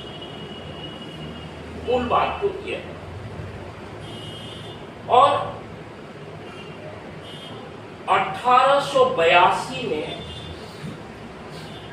जब शिक्षा के माध्यम को लेकर हंटर कमीशन की नियुक्ति हुई थी, विलियम हंटर जिसके अध्यक्ष बनाए गए थे, उसमें भारतेंदु हरिश्चंद्र ने लगभग 75 या 100 पेज का अपना प्रस्ताव दिया था लिखित तौर पर। बाद में नरेंद्र देव का आचार्य नरेंद्र देव का आपने नाम सुना है। उन्होंने भी माध्यम भाषा के तौर पर इस अपनी भाषा को लेकर, स्वभाषा को लेकर, लेकिन होता क्या है, कहने को तो हम कह रहे हैं, अब मैं इतिहास से अब वर्तमान में आज के दौर में अगर आ जाऊं तो ये में हम देखते हैं कि अभी जो NEP 2020 आई, नेशनल एजुकेशन पॉलिसी, बिल्कुल रंजीत ने सही कहा कि यह हमारी मानसिकता की बात है।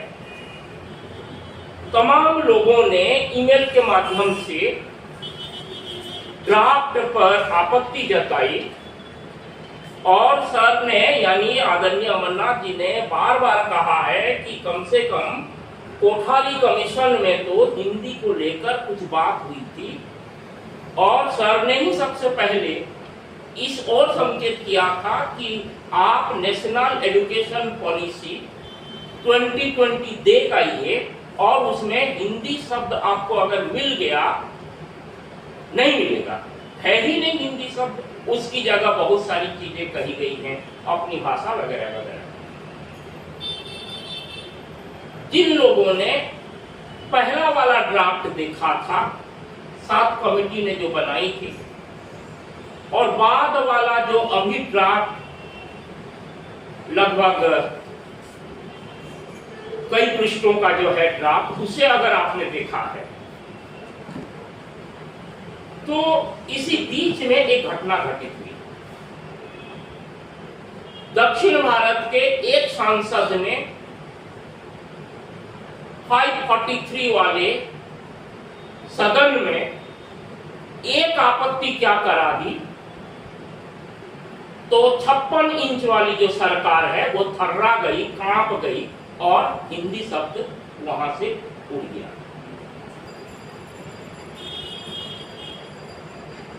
और सवाल मंशा की है, बहुत एक्सपेक्टेशन था, बहुत सारी उम्मीदें थी, न्याय की भाषा कम से कम हिंदी हो या अपनी भाषा में हो। सर ने लिखा है, उसी को मैं रिपीट कर रहा हूं, केवल 5 न्यायालय हैं जहां की हिंदी माध्यम में राय सुनाई जाती है, वाद विवाद होते हैं। अच्छी बात है। उड़ीसा है, बंगाल है, मणिपुर है, गुजरात है, वहां की न्याय व्यवस्था, आखिर न्याय की गुहार लगाने जो लोग जाते हैं, यह एकदम सही बात है कि वह उसके न्यायाधीश क्या बता रहे हैं, उसके अधिवक्ता क्या कह रहे हैं, यह क्या उसे जानने का अधिकार नहीं। लोग कहते ये हैं, जो अड़ंगा आता है वो भी बता दूं कि अभी हिंदी, और ये बताई जा रही है, मान लीजिए हिंदी की बात अगर हम करें, क्योंकि मैं हिंदी रोटी तोड़ते हैं, और जब मैं हिंदी कह रहा हूं तो अपनी भाषाएं भी उसमें शामिल हो जाएंगी। कहा यह जाता है कि हिंदी उस रूप में विकसित नहीं हुई है कि जो उसके टर्मिनोलॉजी है, जो उसकी पारिभाषिक शब्दावली है अंग्रेजी में, उसका सही रिप्रेजेंटेशन नहीं हो सकता है। किसने कहा? 1963 में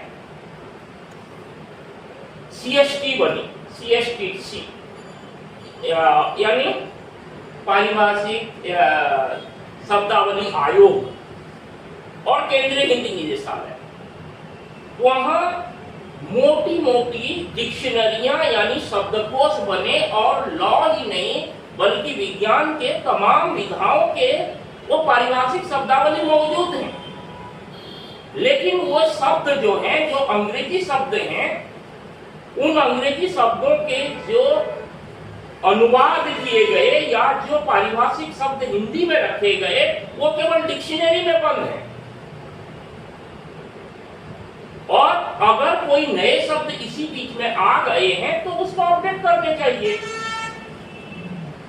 फिर मैं उसी बात पर आ रहा हूं कि यह और कुछ नहीं है, यह सत्ता अपनी चालाकी, अपनी क्रूरता, अपनी अवसरवादिता को लोगों के सामने न आने देने के लिए, लोग समझ न पाए, इसके लिए यह एक सोची समझी चाल है, इसके अलावा कुछ भी नहीं है। मुझे पूरा अधिकार है, किसी भी भारतीय नागरिक को यह पूरा अधिकार है कि वह न्यायालय में अगर गया है तो उसे उसकी भाषा में अधिवक्ता समझाए और उसकी भाषा में उस पूरी न्याय प्रक्रिया से वो गुजरे, वो जाने, वो समझे। दिक्कत कहां होती है कि तमाम तरह के अधिकार जो हमें हमारा संविधान देता है, उस संविधान में ही वो लिपिबद्ध हो जाते हैं। और दिक्कत यही आती है कि हम जनता के लिए नहीं सोचते। जो विधि या जो न्याय व्यवस्था में चीजें आनी चाहिए, उसके लिए हावी हो जाते हैं हमारे अनपढ़ मंत्री लोग। वो चलते किसके आधार पर? वो चलते हैं उनके जो सेक्रेटरी होते हैं, उनके जो चीफ सेक्रेटरी होते हैं। तो समस्या कहाँ है? समस्या है सेक्रेटरी की, समस्या है चीफ सेक्रेटरी की, समस्या है एडिशनल सेक्रेटरी की।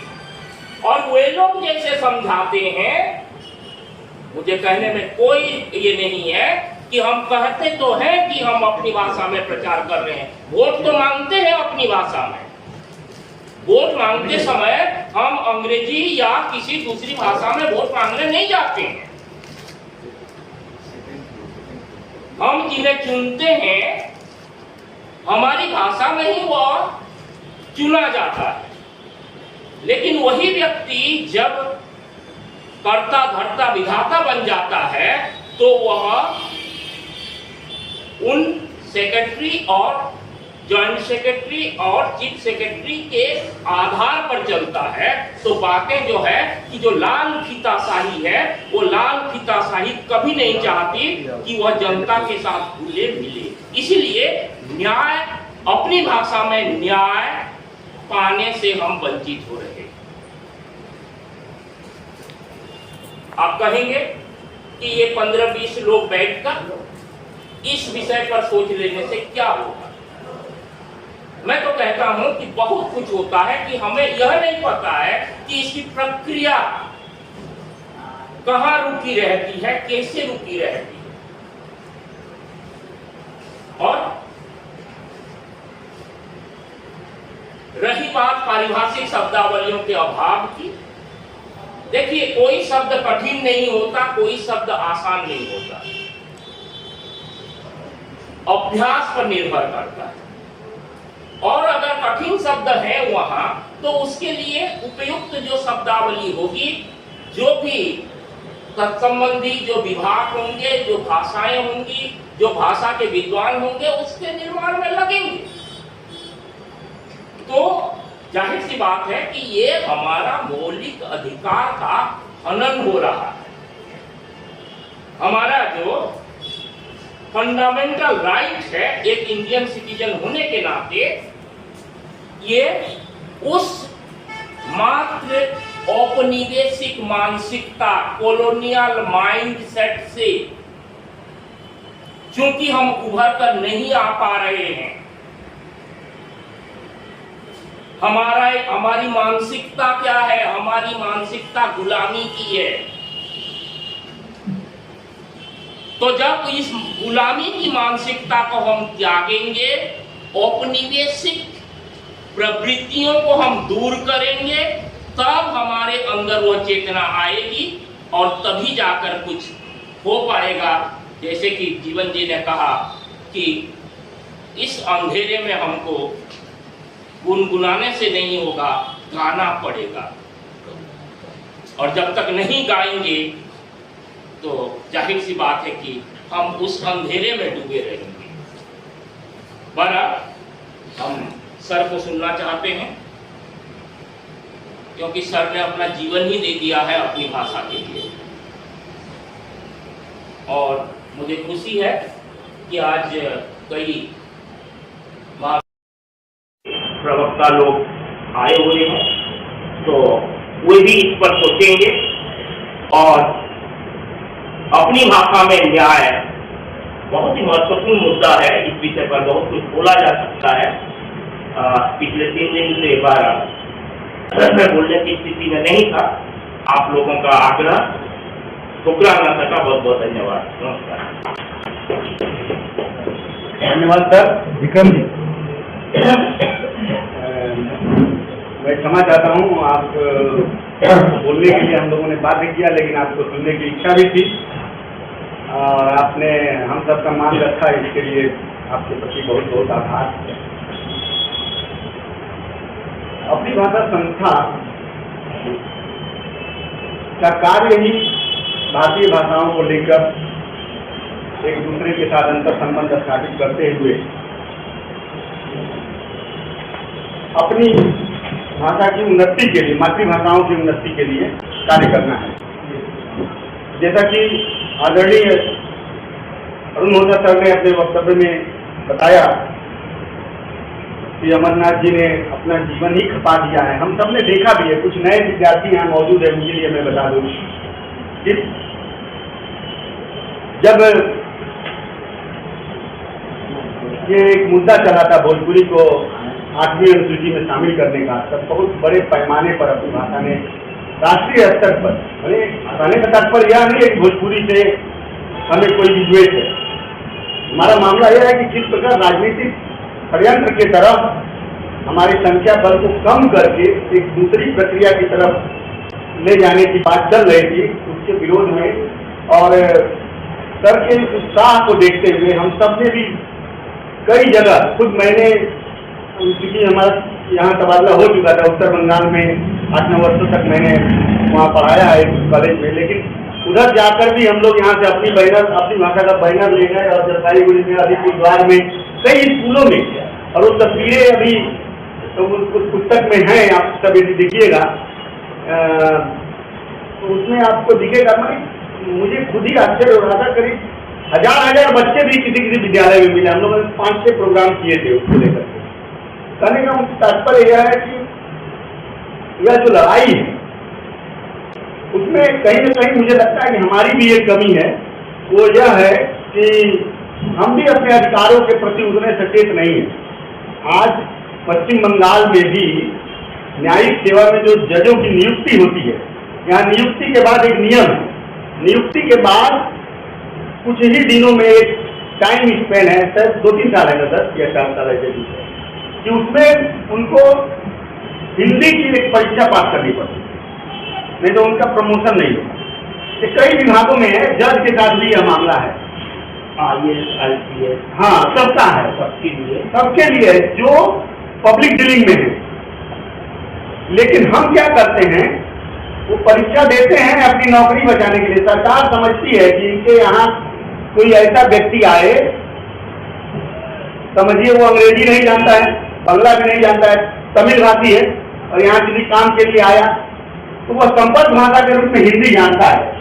तो इसलिए हिंदी जानने की आवश्यकता को सरकार भी महसूस करती है, और भी कई प्रदेशों में इस तरह की व्यवस्थाएं हैं। लेकिन हम अपने खुद उस अधिकार का प्रयोग जितना हमें करना चाहिए उतना हम नहीं कर पाते। तो अब समय जाया न करते हुए आइए पांडे जी, हमारे बीच अभी पर्यावरण पर कई पुस्तकें लिखने वाले और पारिभाषिक शब्दावली पर इनका काम है, DN पांडे जी हैं। आपका स्वागत है इस कार्यक्रम में। कई बार फोन कर रहे थे, समझ नहीं पा रहे थे कि किधर से आऊँ, इसलिए मैं उठा नहीं पा रहा था, कई बार बाहर जाकर था। अब मैं इस संगोष्ठी की अध्यक्षता कर रहे श्रद्धेय पूर्व डॉक्टर अमरनाथ शर्मा जी से अनुरोध करूंगा कि आप अपना अध्यक्षीय वक्तव्य प्रस्तुत करें और इस सब्जेक्ट को आगे बढ़ाएं।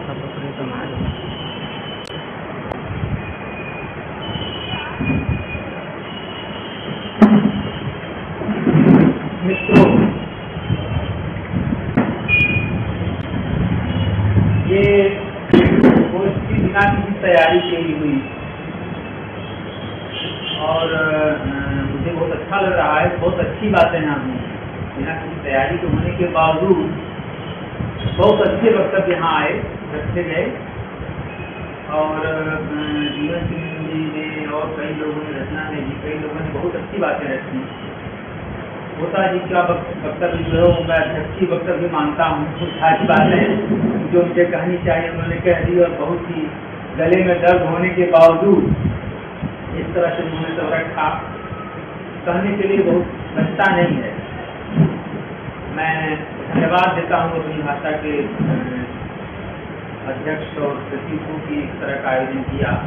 कम से कम आपस में ही हम समझें इस मुद्दे को, सब आपकी प्रेरणा है सर, ये समझना बहुत जरूरी है। क्योंकि ये आज के वक्तव्य से मुझे लगा कि कहीं कहीं हमारे बीच में भी कुछ नए लोग हैं जिनको भाषा के मुद्दे को लेकर के अभी भी गलतफहमियां हैं। जैसे बार बार कई लोगों ने कहा, और रंजीत ने कहा तो मुझे आश्चर्य भी हुआ कि भाई जोर दे करके कि भोजपुरी है और अवधी है, सब हमारी मातृभाषाएं हैं, कह सकते हैं। लेकिन इस मुद्दे पर बहुत बार हम लोग बातचीत कर चुके हैं। ये जो बोलियां हैं, हर भाषा में बोलियां होती हैं, और हिंदी क्षेत्र में कोई क्षेत्र ऐसा नहीं, कोई प्रांत ऐसा नहीं है जहाँ बेसिक शिक्षा हिंदी माध्यम से न दी गई। हम घरों में भोजपुरी बोलते हैं, लेकिन स्कूल में पढ़ते हैं तो अखबार तो हिंदी माध्यम से पढ़ते हैं।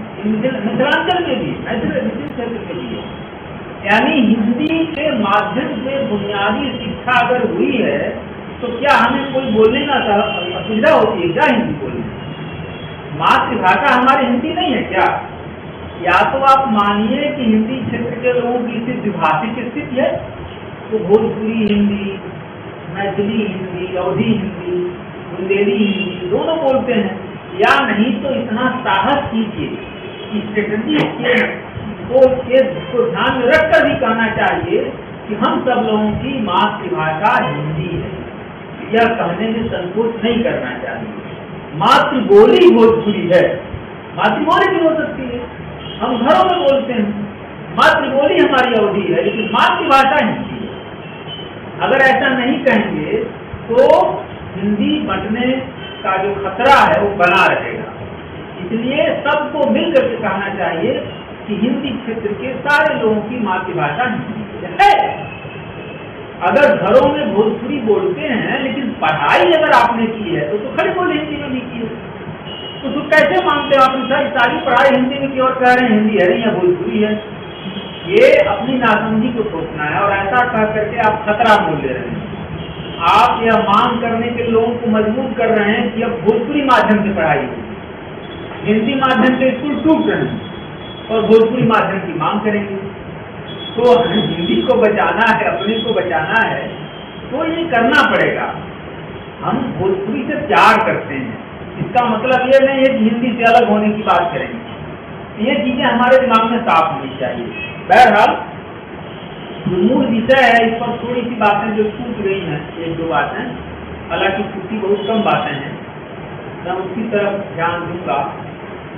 होता जी ने बताया कि किस तरह से शासक वर्ग की जो भाषा होती है वही न्याय की भाषा होती है और शासन की भाषा होती है, हमेशा से होता रहा। किसी जमाने में संस्कृत थी तो शासक वर्ग की भाषा थी, न्याय की भाषा, शासक वर्ग माने न्याय।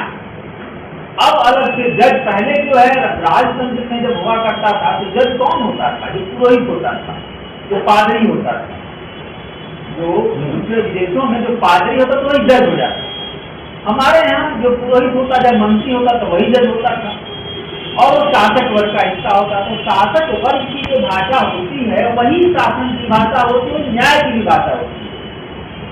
लंबे समय तक संस्कृत थी, फिर बाद में फारसी हो गई। 600 साल तक फारसी देश में शासन की भाषा है, जबकि जनता फारसी नहीं बोलना जानती थी, जनता की भाषा थी। अंग्रेज आए तो अंग्रेजी हो गई शासन की भाषा।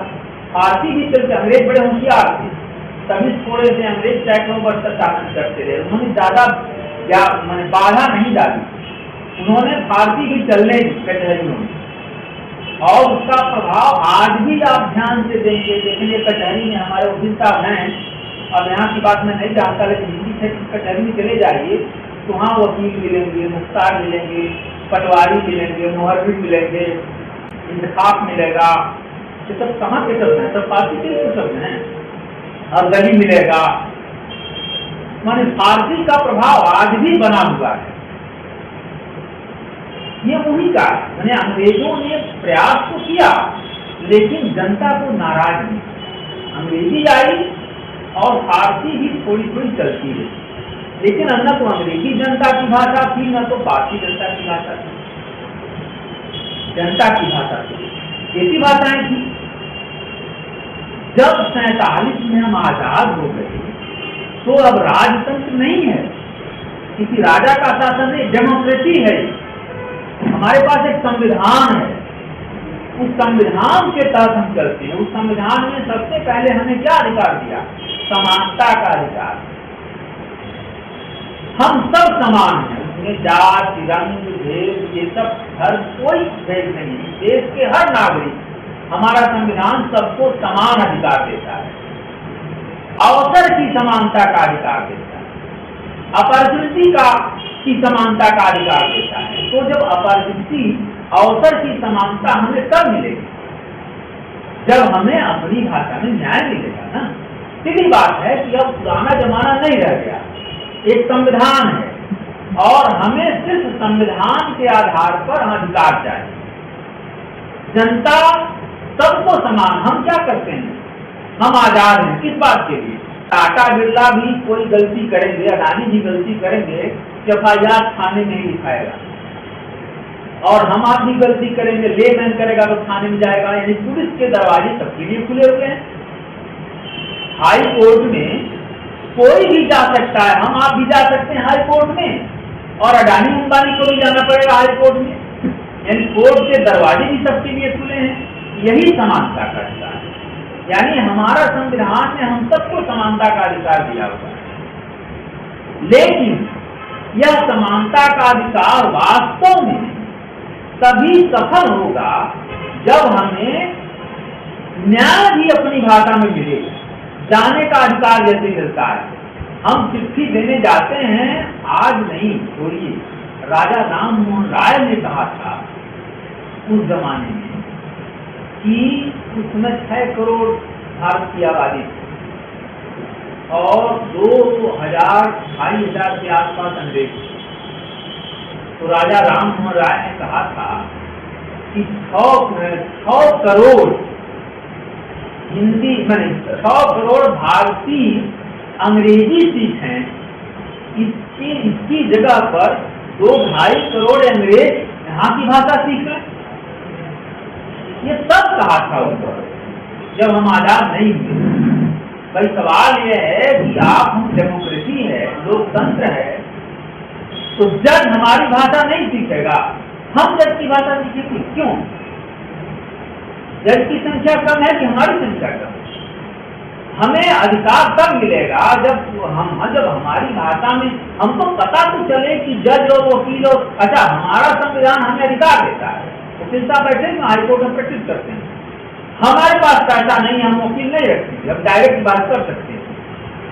ये संविधान हमें अधिकार देता है कि कोई भी वकील नहीं कहेंगे, कोई भी आदमी जो जिसको मुकदमा लड़ना है वो खुद चाहे तो जज के यहाँ जाके बहस कर सकता है। अब जज की भाषा नहीं जानता है तो बहस कैसे करेगा? यह ऐसा नहीं है कि अब ऐसे ही हो गया, यह आपके संविधान के तहत हो रहा है, छोटी लड़ाई नहीं है। आपके संविधान में धारा 348, आप देखिए ध्यान से पढ़ लीजिए, 343 में तो हिंदी राजभाषा हो गई देवनागरी में लिखी वाली में, लेकिन 348 धारा जो है उसमें लिखा गया है कि उच्चतम न्यायालय और उच्च न्यायालयों की भाषा अंग्रेजी ही रहे। ये संविधान के तहत यानी संविधान ये अधिकार दिया हुआ है कि उच्चतम न्यायालय जो सुप्रीम कोर्ट है और हाई कोर्टों में अंग्रेजी ही चलेगी। अब एक तरफ तो भारत की राजभाषा हिंदी है 343 के अनुसार, और दूसरी तरफ सुप्रीम कोर्ट और हाई कोर्ट की भाषा जो है अंग्रेजी है। यानी यही अंतर विरोध दिखाई दे रहा है। आप अगर राजभाषा हिंदी मानते हो तो सुप्रीम कोर्ट में भी राजभाषा हिंदी तो, लेकिन संविधान के तहत वहां भी होता है। जब कोई इस मुद्दे को लेकर के कोर्ट में जाता है तो सुप्रीम कोर्ट हाई कोर्ट के लोग यही कहते हैं कि भाई आपके संविधान में तो लिखा हुआ है धारा 348 में कि सुप्रीम कोर्ट की भाषा अंग्रेजी रहे, हाई कोर्ट की भाषा अंग्रेजी रहे। यह संविधान में है, छोटी लड़ाई नहीं है। उसमें एक चीज सुविधा है, इसी संविधान में लिखा हुआ है कि यदि कोई राज्य चाहे तो राज्यपाल यानी गवर्नर राष्ट्रपति के परमिशन से अपने राज्य की राजभाषा माने कोर्ट की भाषा, हाई कोर्ट की भाषा उस राज्य की भाषा को दे सकता है, बना सकता है। यह सुविधा ये संविधान में है। यानी यदि बंगाल के हाई कोर्ट में बांग्ला चाहते हैं तो बंगाल के जो गवर्नर हैं वो राष्ट्रपति से परमिशन लेकर के कलकत्ता हाई कोर्ट की भाषा बांग्ला कर सकते। यह संविधान में है। इसी का फायदा उठा करके जो बिहार में, पटना में, उत्तर प्रदेश में इलाहाबाद हाई कोर्ट है, पटना हाई कोर्ट है, और राजस्थान का जोधपुर हाई कोर्ट है, और यहाँ का जो है जबलपुर हाई कोर्ट है, मध्य प्रदेश का 4 हाई कोर्टों में हिंदी भी लागू है। यानी यह स्पेशल परमिशन लेकर के लागू किया गया है। तो इस तरह से कुछ हाई कोर्टों में है, लेकिन हमारे देश में 25 हाई कोर्ट है। अब 25 हाई कोर्ट में केवल 4 हाई कोर्ट में हिंदी है, बाकी 21 हाई कोर्ट में सिर्फ अंग्रेजी है, और सुप्रीम कोर्ट में भी सिर्फ अंग्रेजी है। अब ये सामान्य सी चीज है कि यदि कलकत्ता हाई कोर्ट में बांग्ला लागू हो, यानी बांग्ला लागू हो का मतलब अंग्रेजी हटाने की बात नहीं, ध्यान रखिएगा, अंग्रेजी हटाने की बात कोई नहीं करता। हमें एक विकल्प दीजिए कि जो अंग्रेजी नहीं जानते हैं वो बांग्ला में भी एप्लीकेशन दे सकें, बांग्ला में भी वकील बहस कर सकें। तो इतनी सुविधा तो मिलनी ही चाहिए ना। कि बंगाल में बंगला में भी बहस हो, उड़ीसा में उड़िया में भी बहस हो, महाराष्ट्र में मराठी में भी बहस हो, यानी वहां के कोर्ट में वो भी भाषा हो। तो इसके लिए गवर्नर के राष्ट्रपति के परमिशन से गवर्नर आदेश दे सकता है, लागू हो सकता है, लेकिन यह भी लोग नहीं करते। और सबसे बड़ा उदाहरण ये है जो रंजीत ने कहा कि ये सरकार बड़ी उदार है। ये जो नरेंद्र मोदी हैं आपके प्रधानमंत्री, ये जब गुजरात में मुख्यमंत्री थे उस जमाने में, मुझे तारीख याद नहीं, वो ढूंढ लीजिएगा मिल जाएगा, उस जमाने में गुजरात के हाई कोर्ट में गुजरात के राज्यपाल ने केंद्र से मांग किया था राष्ट्रपति से कि गुजरात के हाई कोर्ट में गुजराती लागू की जाए अंग्रेजी के साथ। और उस समय केंद्र में इनकी सरकार नहीं थी, भाजपा की सरकार नहीं थी, कांग्रेस की सरकार। लेकिन प्रदेश में मोदी की सरकार, मोदी ही मुख्यमंत्री। तो उस जमाने में यह डिमांड किया गया था, वहां के गवर्नर ने केंद्र से कहा था, राष्ट्रपति से मांग किया था कि आप परमिशन दीजिए गुजराती लागू। परमिशन नहीं मिला और वहां गुजराती लागू नहीं हुई। लेकिन आज तो गुजरात में भी उन्हीं की सरकार है और केंद्र में वही मोदी जी ही प्रधानमंत्री हैं। तो आज तो बाएं हाथ का खेल है। आज यह काम क्यों नहीं हो जा रहा है? सामान्य चीज है, सोचने की बात है। प्रयास की कोई दिक्कत नहीं है, ये सामान्य चीज है, बड़ी आसानी। मान लीजिए बंगाल में ममता बनर्जी की सरकार है, नहीं चाहेंगे, लेकिन गुजरात में क्यों नहीं चाहेंगे भाई? उन्हीं के जमाने में मांग हो गई थी और केंद्र में कांग्रेस की सरकार थी, नहीं हो पाया। कांग्रेस की सरकार का मतलब, राष्ट्रपति का मतलब क्या जानते ही हैं, राष्ट्रपति ठप्पा। केंद्र जो सरकार जो चाहती है और राष्ट्रपति कर देता है। ऐसे ही राष्ट्रपति बनाए भी जाते हैं, लंबे समय से परंपरा चली आ रही है कि ऐसे राष्ट्रपति बनाए जाएं जो जिनके पास रीढ़ न हो, तो कुछ हिम्मत नहीं होती है। तो ऐसी स्थिति में ये जो जैसे अच्छा कुछ ऐसी भयंकर गलतियां नहीं है, इस पर ध्यान नहीं देते हैं लोग। जैसे पटना हाई कोर्ट है, उत्तर प्रदेश में इलाहाबाद हाई कोर्ट। तो जब आप ध्यान दीजिए इस चीज को कि जब पटना हाई कोर्ट में किसी के तहत राष्ट्रपति के परमिशन से पटना हाई कोर्ट में हिंदी को भी मौका मिल गया, अंग्रेजी के साथ हिंदी में भी बहस हो सकती है। उसी हाई कोर्ट राष्ट्रपति के परमिशन से इलाहाबाद हाई कोर्ट में हिंदी को अवसर मिल गया। अब अगर बिहार मिला, बिहार बट गया, बाद में झारखंड हो गया, तो कायदे से तो झारखंड में ही होना चाहिए, लेकिन झारखंड में आप नहीं बहस कर सकते। आप सोचिए, मैंने बच गया तो अब अलग राज्य बन गया, तो ये बड़ी आसानी से हो सकता था कि रांची हाई कोर्ट में भी हिंदी में कार्रवाई हो जानी चाहिए, क्योंकि मामला तो पहले का है। उत्तर प्रदेश बच गया, उत्तराखंड हो गया, तो देहरादून या उत्तराखंड के हाई कोर्ट में भी हिंदी हो जानी चाहिए, लेकिन उत्तराखंड में नहीं, केवल इलाहाबाद हाई कोर्ट में, उसके लखनऊ के केवल पटना हाई कोर्ट में। यानी यह मामला सिर्फ और सिर्फ जन आंदोलन न होने के नाते या हमारी लापरवाही के नाते, अगर इसकी ठीक से डिमांड हो तो मामला बहुत कठिन नहीं है, लेकिन इसकी मांग ही नहीं होती, लोग समझते ही नहीं है।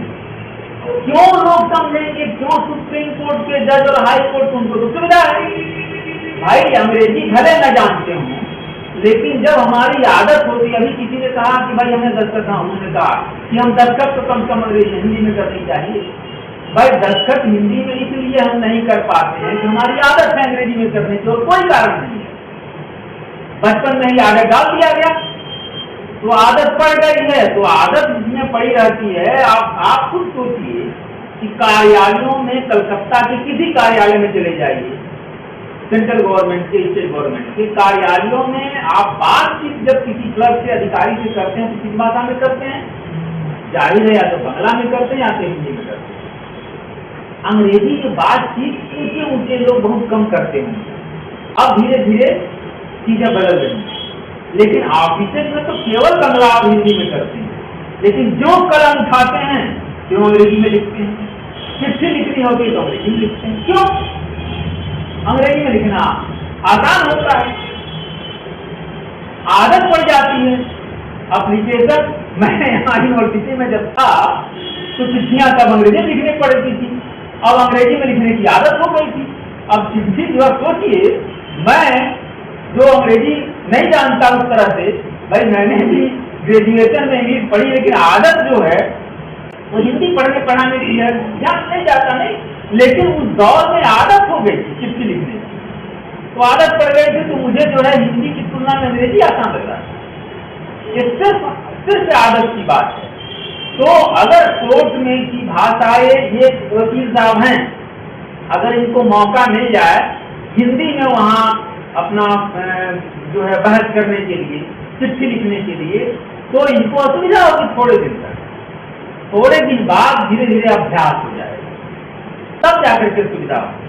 तो ये हमारे देश में, चूंकि अब हम इस डेमोक्रेसी में रह रहे हैं, इसलिए हमारे देश की जनता को अधिकार होना चाहिए कि हमें अपनी भाषा में न्याय मिले।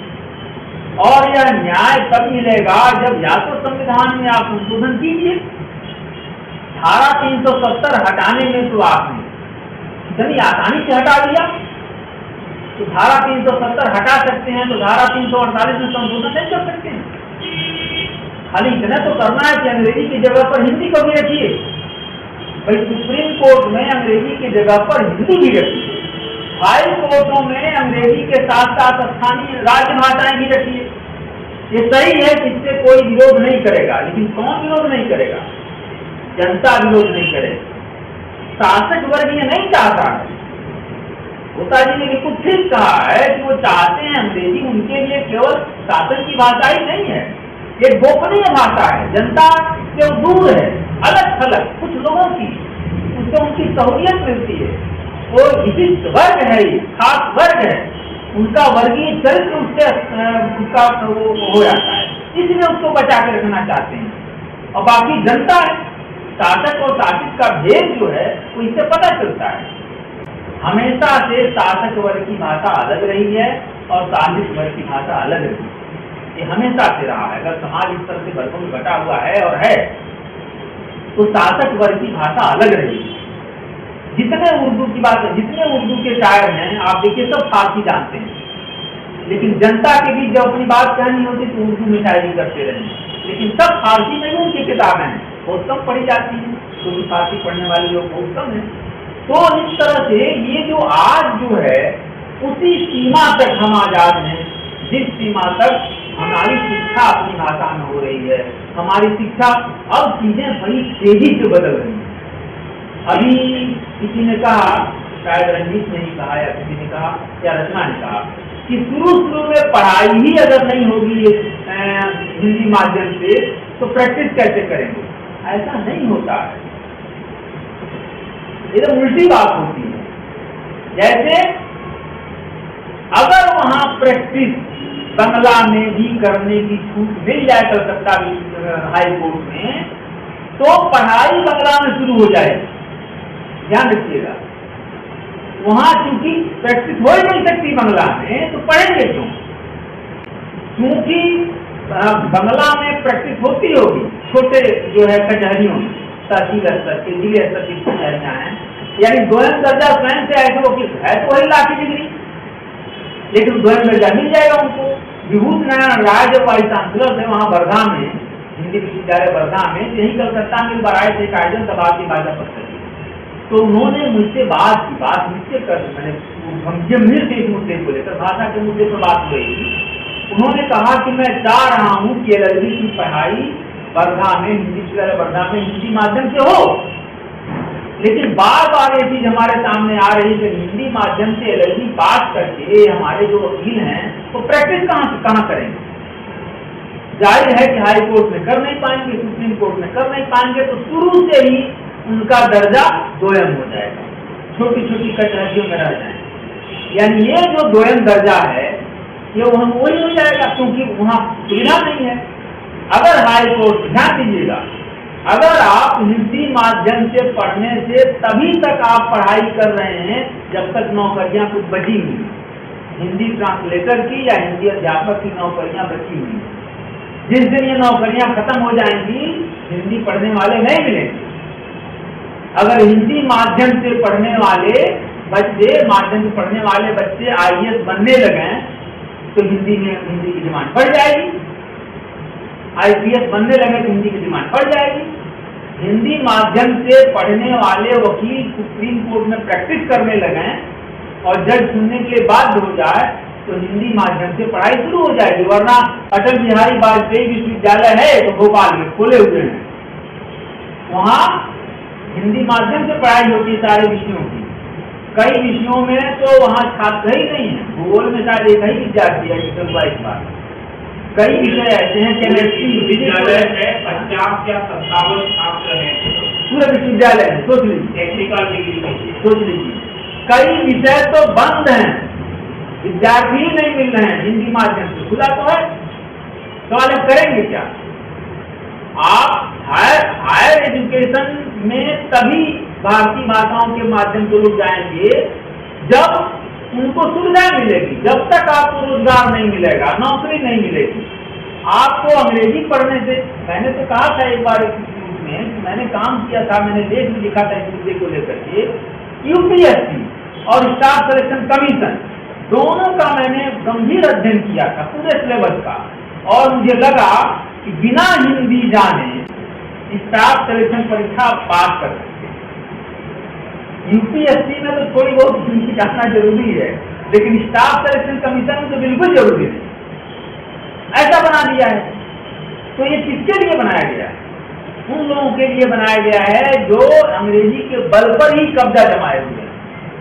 अगर भारतीय भाषाओं को मौका मिलेगा, अगर गांव की दबी हुई प्रतिभाओं को मुख्य धारा में ले आना है, तो आपको मातृभाषाओं में शिक्षा देनी भी जरूरी पड़ेगी। इस सरकार ने जो नई शिक्षा नीति की बात आप कर रहे हैं कि उसमें तो और चौपट कर दिया, जिस पर मैंने लिखा है कि किस तरह से मातृभाषाओं का वही अर्थ लगाया है कि मातृभाषा माने भोजपुरी, मातृभाषा माने अवधी। अब उत्तर प्रदेश में जहाँ मातृभाषा माने अब तक हिंदी थी, अब वो डिमांड करेंगे कि मातृभाषा माने भोजपुरी में माध्यम से शिक्षा दीजिए। अब सोचिए, लड़ाई आपको अंग्रेजी से है और मांग कर रहे हैं भोजपुरी माध्यम से शिक्षा दीजिए, तो क्या स्थिति होगी आप कल्पना कर सकते हैं। भोजपुरी माध्यम से, हिंदी माध्यम से मेडिकल और इंजीनियरिंग की पढ़ाई नहीं हो पा रही, भोजपुरी माध्यम से डॉक्टरी की पढ़ाई करें और इंजीनियरिंग माध्यम की पढ़ाई करें। कैसे ऑपरेशन करेगा डॉक्टर? भोजपुरी में पढ़ाएगा, यही से पेट चीर, यही से काट, ये कर, मजाक बना के छोड़ दिया है। इस तरह की चीजें दिमाग में कैसे आती हैं कि भाई भाषा का मतलब कुछ तो उसका बना रहना चाहिए, तो हास्यास्पद हो जाए। इसलिए माध्यम जो हिंदी है वो है, वो हम लोगों को अपनी मातृभाषा हिंदी कहनी ही चाहिए। लड़ाई हिंदी क्षेत्र के लिए हिंदी है, बंगाल के लिए बंगला है, उड़ीसा के लिए उड़िया है, तमिलनाडु के लिए तमिल है। हर राजभाषाओं पर जो राजभाषाएं हैं उनमें हर प्रांतों में अधिकार मिलना चाहिए, और यह अधिकार हमें इतनी आसानी से नहीं मिलेगा। इतना आसान मामला नहीं है। सत्ता में बैठने वाले लोग झूठे थोड़े कहते थे प्रेमचंद की हमें ऐसी आजादी नहीं चाहिए कि जहाँ गद्दी पर जान की जगह गोविंद बैठ जाए।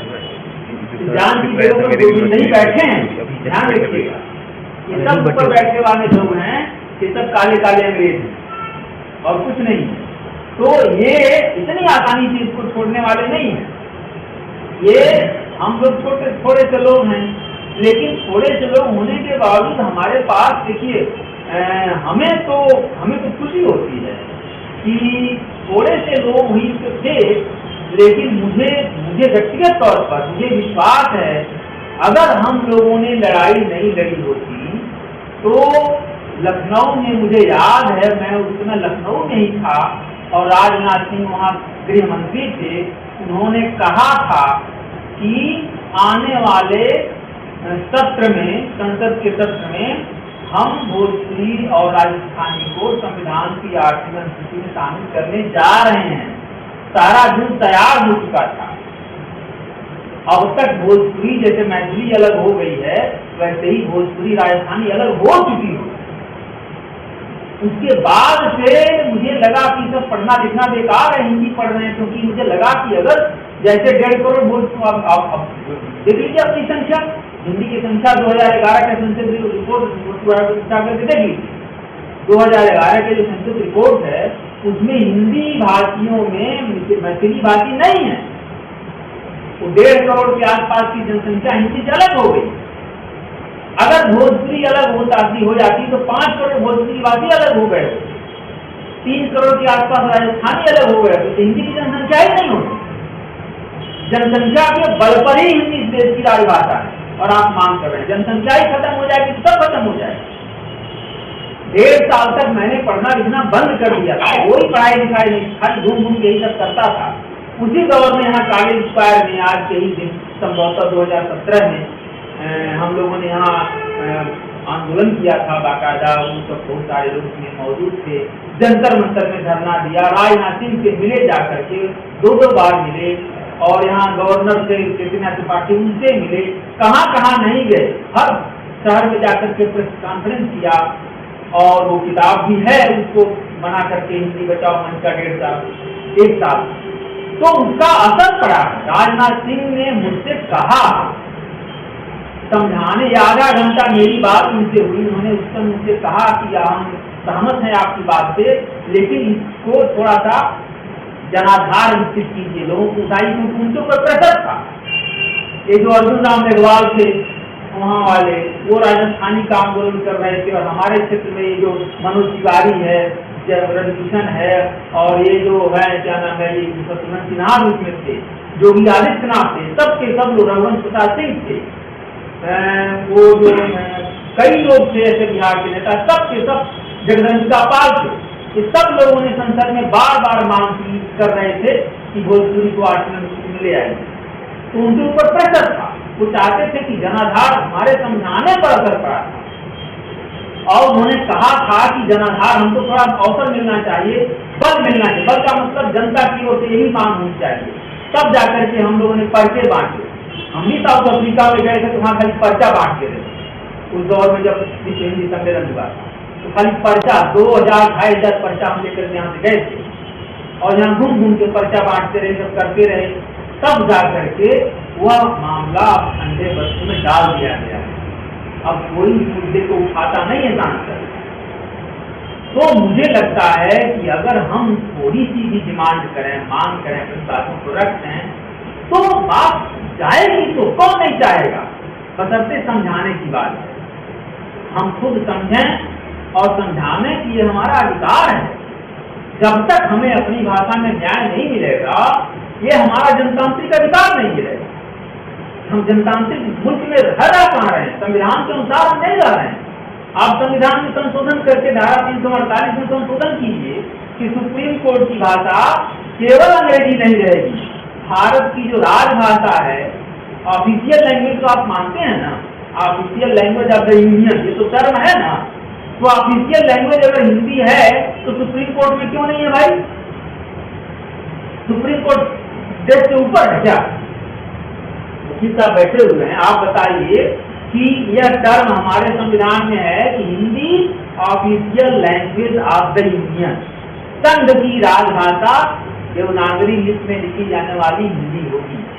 अगर संघ की राजभाषा हिंदी है तो सुप्रीम कोर्ट इस संघ से ऊपर है क्या?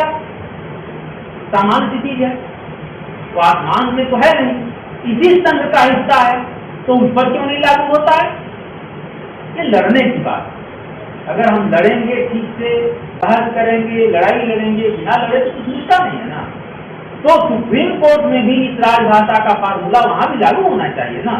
संघ की राजभाषा हिंदी है तो वहां भी लागू करो, हाई कोर्टों में भी लागू करो।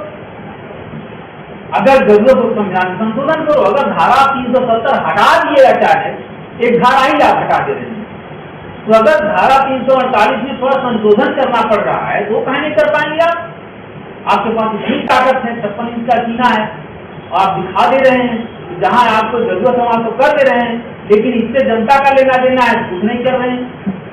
ये बड़ी लड़ाई का हिस्सा है। और कम से कम हम लोग जो अपनी भाषा से जुड़े हुए लोग हैं, ये अपने को तो कम से कम हम कुछ न करें, लेकिन अपनी हमारा दिमाग साफ होना चाहिए कि हमें क्या करना चाहिए, क्या अधिकार है हमारा। और कलकत्ता छोटी जगह नहीं है, ऐसा नहीं है। कलकत्ता में एक से चीजें हुई हैं, आंदोलन हुए हैं, बड़े बड़े लोग हुए हैं। तो ऐसा मत मानिए कि हम लोग सब कुछ क्या करेंगे। एक लेख लिखते हैं, एक कहीं बोलते हैं तो तमाम जगह जाता है, देश भर में जाता है, फैलता है। कहीं कोई इस तरह के चिंतन करने वाला कोई होगा तो उसको थोड़ा बल मिलेगा, उसने हिसाब से करेगा। इतना तो कर सकते हैं।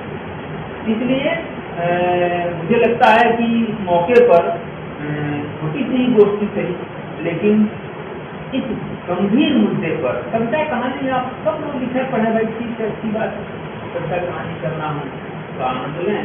लेकिन ये जो ज्वलंत मुद्दा है और हम सब लोगों की रोजी रोटी से ये जुड़ा हुआ मुद्दा है, अपने अधिकार से जुड़ा हुआ मुद्दा है, जनता के अधिकार से जुड़ा हुआ मुद्दा है। इस मुद्दे पर भी ऐसे ऐसे अवसरों पर सोच विचार किया करें, ये बहुत जरूरी है। और मैं फिर से अपनी भाषा के जो ऑर्गेनाइजर हैं, जिन लोगों ने ये योजना की है, प्राय हम सबको मैं धन्यवाद देता हूँ। और मैं चाहूँगा कि इस तरह के विषय पर भविष्य में भी अगर कोई बातचीत हो तो मौका नहीं गंवाना चाहिए। बहुत बहुत धन्यवाद। धन्यवाद सर के वक्तव्य के बाद अब कुछ होने को नहीं रह जाता और इतना वक्तव्य हम सब ने सुना। अब यह कार्यक्रम अंतिम क्षण में है, इसके लिए मैं रचना पांडे से अनुरोध करूँगा कि धन्यवाद ज्ञापन।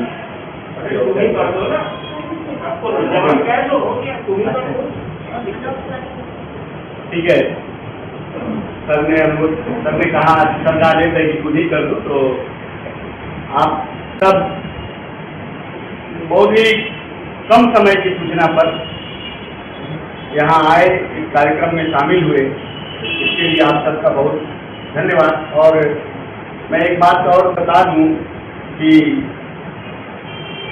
अचानक सर ने 3-4 दिन पहले, 5 दिन पहले संभवतः फोन किया अमरनाथ जी ने कि 21 फरवरी के दिन अंतर्राष्ट्रीय मातृभाषा दिवस पर एक कार्यक्रम होना चाहिए। और यह उसी क्रम में यह कार्यक्रम हो सका और मेरी गलती यह रही कि मुझे खुद ही ध्यान में नहीं था। मैं उसके लिए क्षमा चाहता हूँ सर से भी और आप सबसे भी कि मैं कहीं और समय दे दिया था, एक यही समय था। तो जब यह कार्यक्रम तय हुआ तो मुझे लगा कि मुझे वहाँ नहीं रहना चाहिए, यही रहना चाहिए। तो किसी भी तरह से हो यह कार्यक्रम सफल रहा,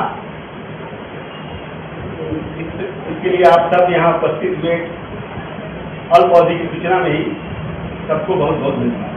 आप कुछ कहना चाह रहे पाएंगे? तो आपने हमको बुलाया है तो थोड़ा सा 2 मिनट। हाँ, अच्छा ठीक है, चूंकि अध्यक्षीय वक्तव्य शुरू हुआ तो आप आए थे, नहीं तो मैं ठीक है आ जाइए। सर से मैं अनुमति ले लिया। छोटी सी मतलब कि आप औपचारिक नहीं, हम औपचारिक ही है। हाँ, औपचारिक ही मानिए। 2 मिनट थोड़ा सा परिचय ले लीजिए। परिचय में देता हूँ कि मैं आधा मिनट में परिचय लीजिए, 2 मिनट बाद। सेंट्रल गवर्नमेंट में जो डिपार्टमेंट ऑफ ऑफिसर लैंग्वेज है होम मिनिस्ट्री में, तो वहाँ पर मैं रीजनल डिस्ट्रिक्ट डायरेक्टर था और 22 राज्यों में मैंने काम किया। MA करने के बाद अब किसी कारणों से आइए नहीं जा पाया और सारे दिन नहीं आया तो भाषा विभाग में आ गया। और क्योंकि हमने भी साहित्य पे ही MA और PhD किया था, अचानक जब हमें नॉन हिंदी वालों को हिंदी पढ़ाने के लिए राजभाषा विभाग में पोस्टिंग हुई तो पहले तो हमें लगा कि साहित्य पढ़ाना और भाषा पढ़ाना दोनों बिल्कुल अलग चीजें हैं। अगर हम कॉलेज में जाते तो पहले से हम पढ़ाते, साहित्य पढ़ाते, उसको ही पढ़कर आए, लेकिन देखा कि हम और पढ़ाना है।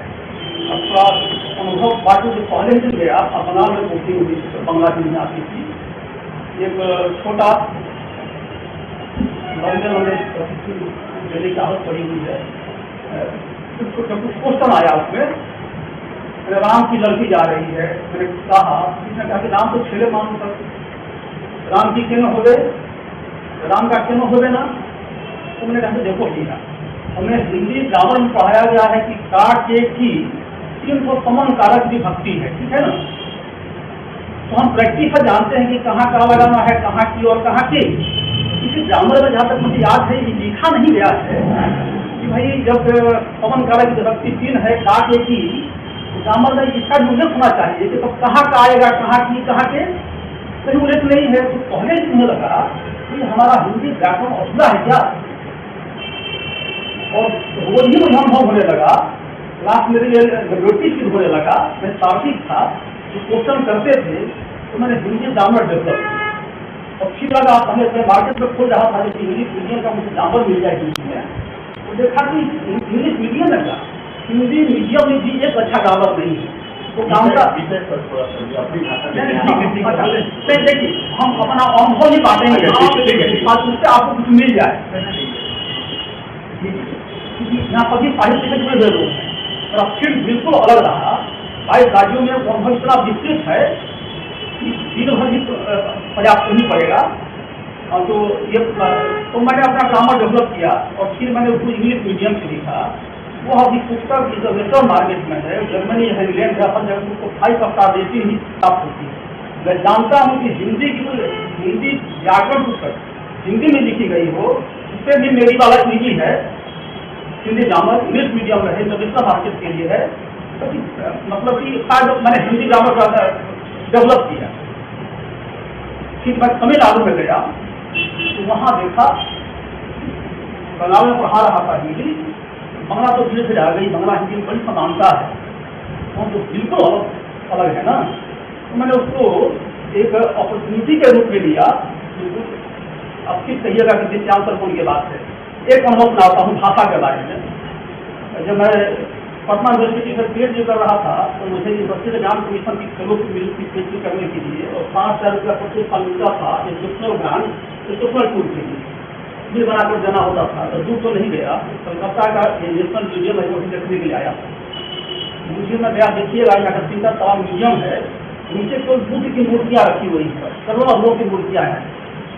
तो मैं गया तो देखा अमेरिकी विद्यार्थी आए थे और खड़ा होकर के नोट कर रहे थे मूर्तियों के सामने। मैं ऊपर चला गया, 1-1.5 घंटे के बाद म्यूजियम घूमकर आया, तो देखा कि अभी अमेरिकी विद्यार्थी मूर्ति के सामने खड़े होकर अभी भी कुछ नोट कर रहे हैं। तो मैंने कहा कि भाई म्यूजियम देखने का ये क्या तरीका है, 1 घंटे में मैंने पूरा म्यूजियम देख लिया, 1.5 घंटा तक बुद्ध की मूर्तियों को वो देख रहे हैं। पर नजदीक गया और हिम्मत करके लोग बात करने की इच्छा भी होती है, नजदीक का जाकर था कि भाई आज तो सो मच अटेंटिव टुवर्ड्स सभी तो बुद्ध की मूर्तियों को क्यों देख रहे हैं। तो अमेरिकी विद्यार्थी ने उत्तर दिया कि विद्यार्थी जीवन में परमानेंट इम्पैक्ट है।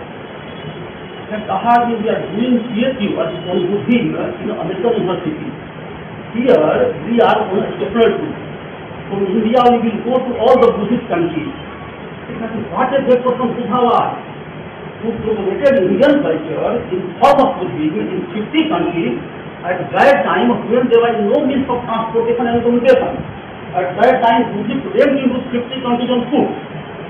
वहाँ गर्व हुआ जब मैंने अमेरिकन यूनिवर्सिटी में बुद्धिज्म का इंफ्लुएंस रिसर्च कर रहे हैं, और उसके रिसर्च का तरीका क्या है, एक PhD थीसिस के लिए 25 देशों में घूमेगा।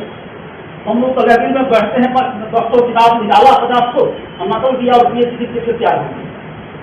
तो क्योंकि मैं लैंग्वेज से जुड़ा हुआ, मैंने एक क्वेश्चन किया, क्योंकि बताओ आपको उनकी भाषा का माध्यम क्या होता था।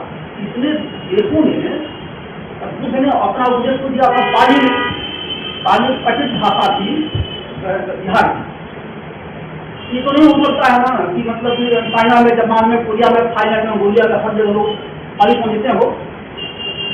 तो मैं बड़े बड़े मंचों से पूछता था, जहाँ पर मैं 12 राज्यों के शीर्ष को मैंने बुलाया, जहाँ मैंने गवर्नर को बुलाया कि क्या कभी आपने सोचा है क्या कि भाई बुद्धिज्म का प्रचार हुआ, इस भाषा के माध्यम को पूछते थे सभी चुप। मैं क्या कि यही अंतर हम में और अमेरिका में है, मनी थिंकिंग। बुद्ध हम हमारे हैं, उनके बारे में हमें अभी जानना चाहिए, हम कुछ नहीं जानते। वो बात हमको बता करके अमेरिकी विद्यार्थी गए, जिसमें हम हमेशा के लिए प्रभाव छोड़ा। उसने कहा कि उस जमाने में बुद्धिस्ट मॉन्क बनने के लिए, भिक्षु बनने के लिए आज IAS की तरफ परीक्षा होती थी। पूरे देश में जो बेस्ट ब्रेन होते थे उनका चयन होता था, जिन्हें नई लैंग्वेज लर्निंग कैपेसिटी बहुत कवर होती थी, जो चीज़ों को बहुत अच्छी तरह से एनालाइज कर सकते थे, उनका चयन होता था। जो टारगेट मिलता था कि इन फ्यूचर हर country will be recruited, first of all you have to learn the language of that country within 3 months. 3 महीने मातृभाषा सीखते थे और फिर उनकी भाषा में एक्सप्लेन करते थे। इस तरह से 50 देशों के लोगों ने कन्वर्ट कर दिया। तो मैं कहीं सोचता हूँ कि भारत को टीचर लागू किया गया, अभी भी भारत सरकार बहुत प्रयास कर रही है। जो नॉन हिंदी गवर्नमेंट ऑफिसर हैं क्या क्या हैं, और सब अधूरा प्रयास है। अगर हिंदी को जानना है तो क्या गवर्नमेंट इम्प्लाई की जरूरी है, क्या आम आदमी की जरूरी नहीं है? सारा खर्च हो रहा है, गवर्नमेंट जो 47 लाख कर्मचारी है उसमें 25 लाख होंगे नॉन हिंदी वाले, उनको हिंदी पढ़ाने के लिए बिल पावर तो है नहीं। अब वो मिशनरी भाव होता तो 1 वर्ष के भीतर में इतने रास्ते हैं, आजकल कंप्यूटर आ गया, टेलीविजन आ गया, 1 वर्ष में पूरे भारत को हिंदी सिखाई जा सकती है। सर आप लोग तो अच्छा, आप लोग सभी हिंदी से जुड़े हुए हैं ना? एक बार बताना आपको चाहूँगा, आपको देता हूँ कि करियर के मामले में मैं अनुभव करता हूँ कि इंग्लिश से अगर आपने एमए किया है उसकी तुलना में हिंदी में करियर अधिक है। कि जब हिंदी को पिछले जो क्लियर किया गया तो मजबूरी में ही कही गवर्नमेंट के हर कार्यालय में Hindi translator, Hindi officer, assistant director post create है ना। तो अगर हिंदी बढ़िया हो ना तो इसमें सबसे हिंदी को भी सीख कर पढ़े, ठीक है ना। तो चलिए, अभी आपके पास समय नहीं है, आप सभी चिंता में हैं। बातें तो आपसे बहुत करनी थी, क्योंकि हम इसमें भी आ गए कि 5 वर्ष पहले रिटायर हो गया तो फिर उम्र छूटा हुआ है। आप विद्वानों से थोड़ा मिलूं कभी कभी, पिछले पढ़ने की आते रहिए कार्यक्रम आएंगे, ठीक है। आप आपको मैं सेमिनार का भी दिया, ठीक है। बहुत बहुत धन्यवाद, फिर हम लोग मिलेंगे।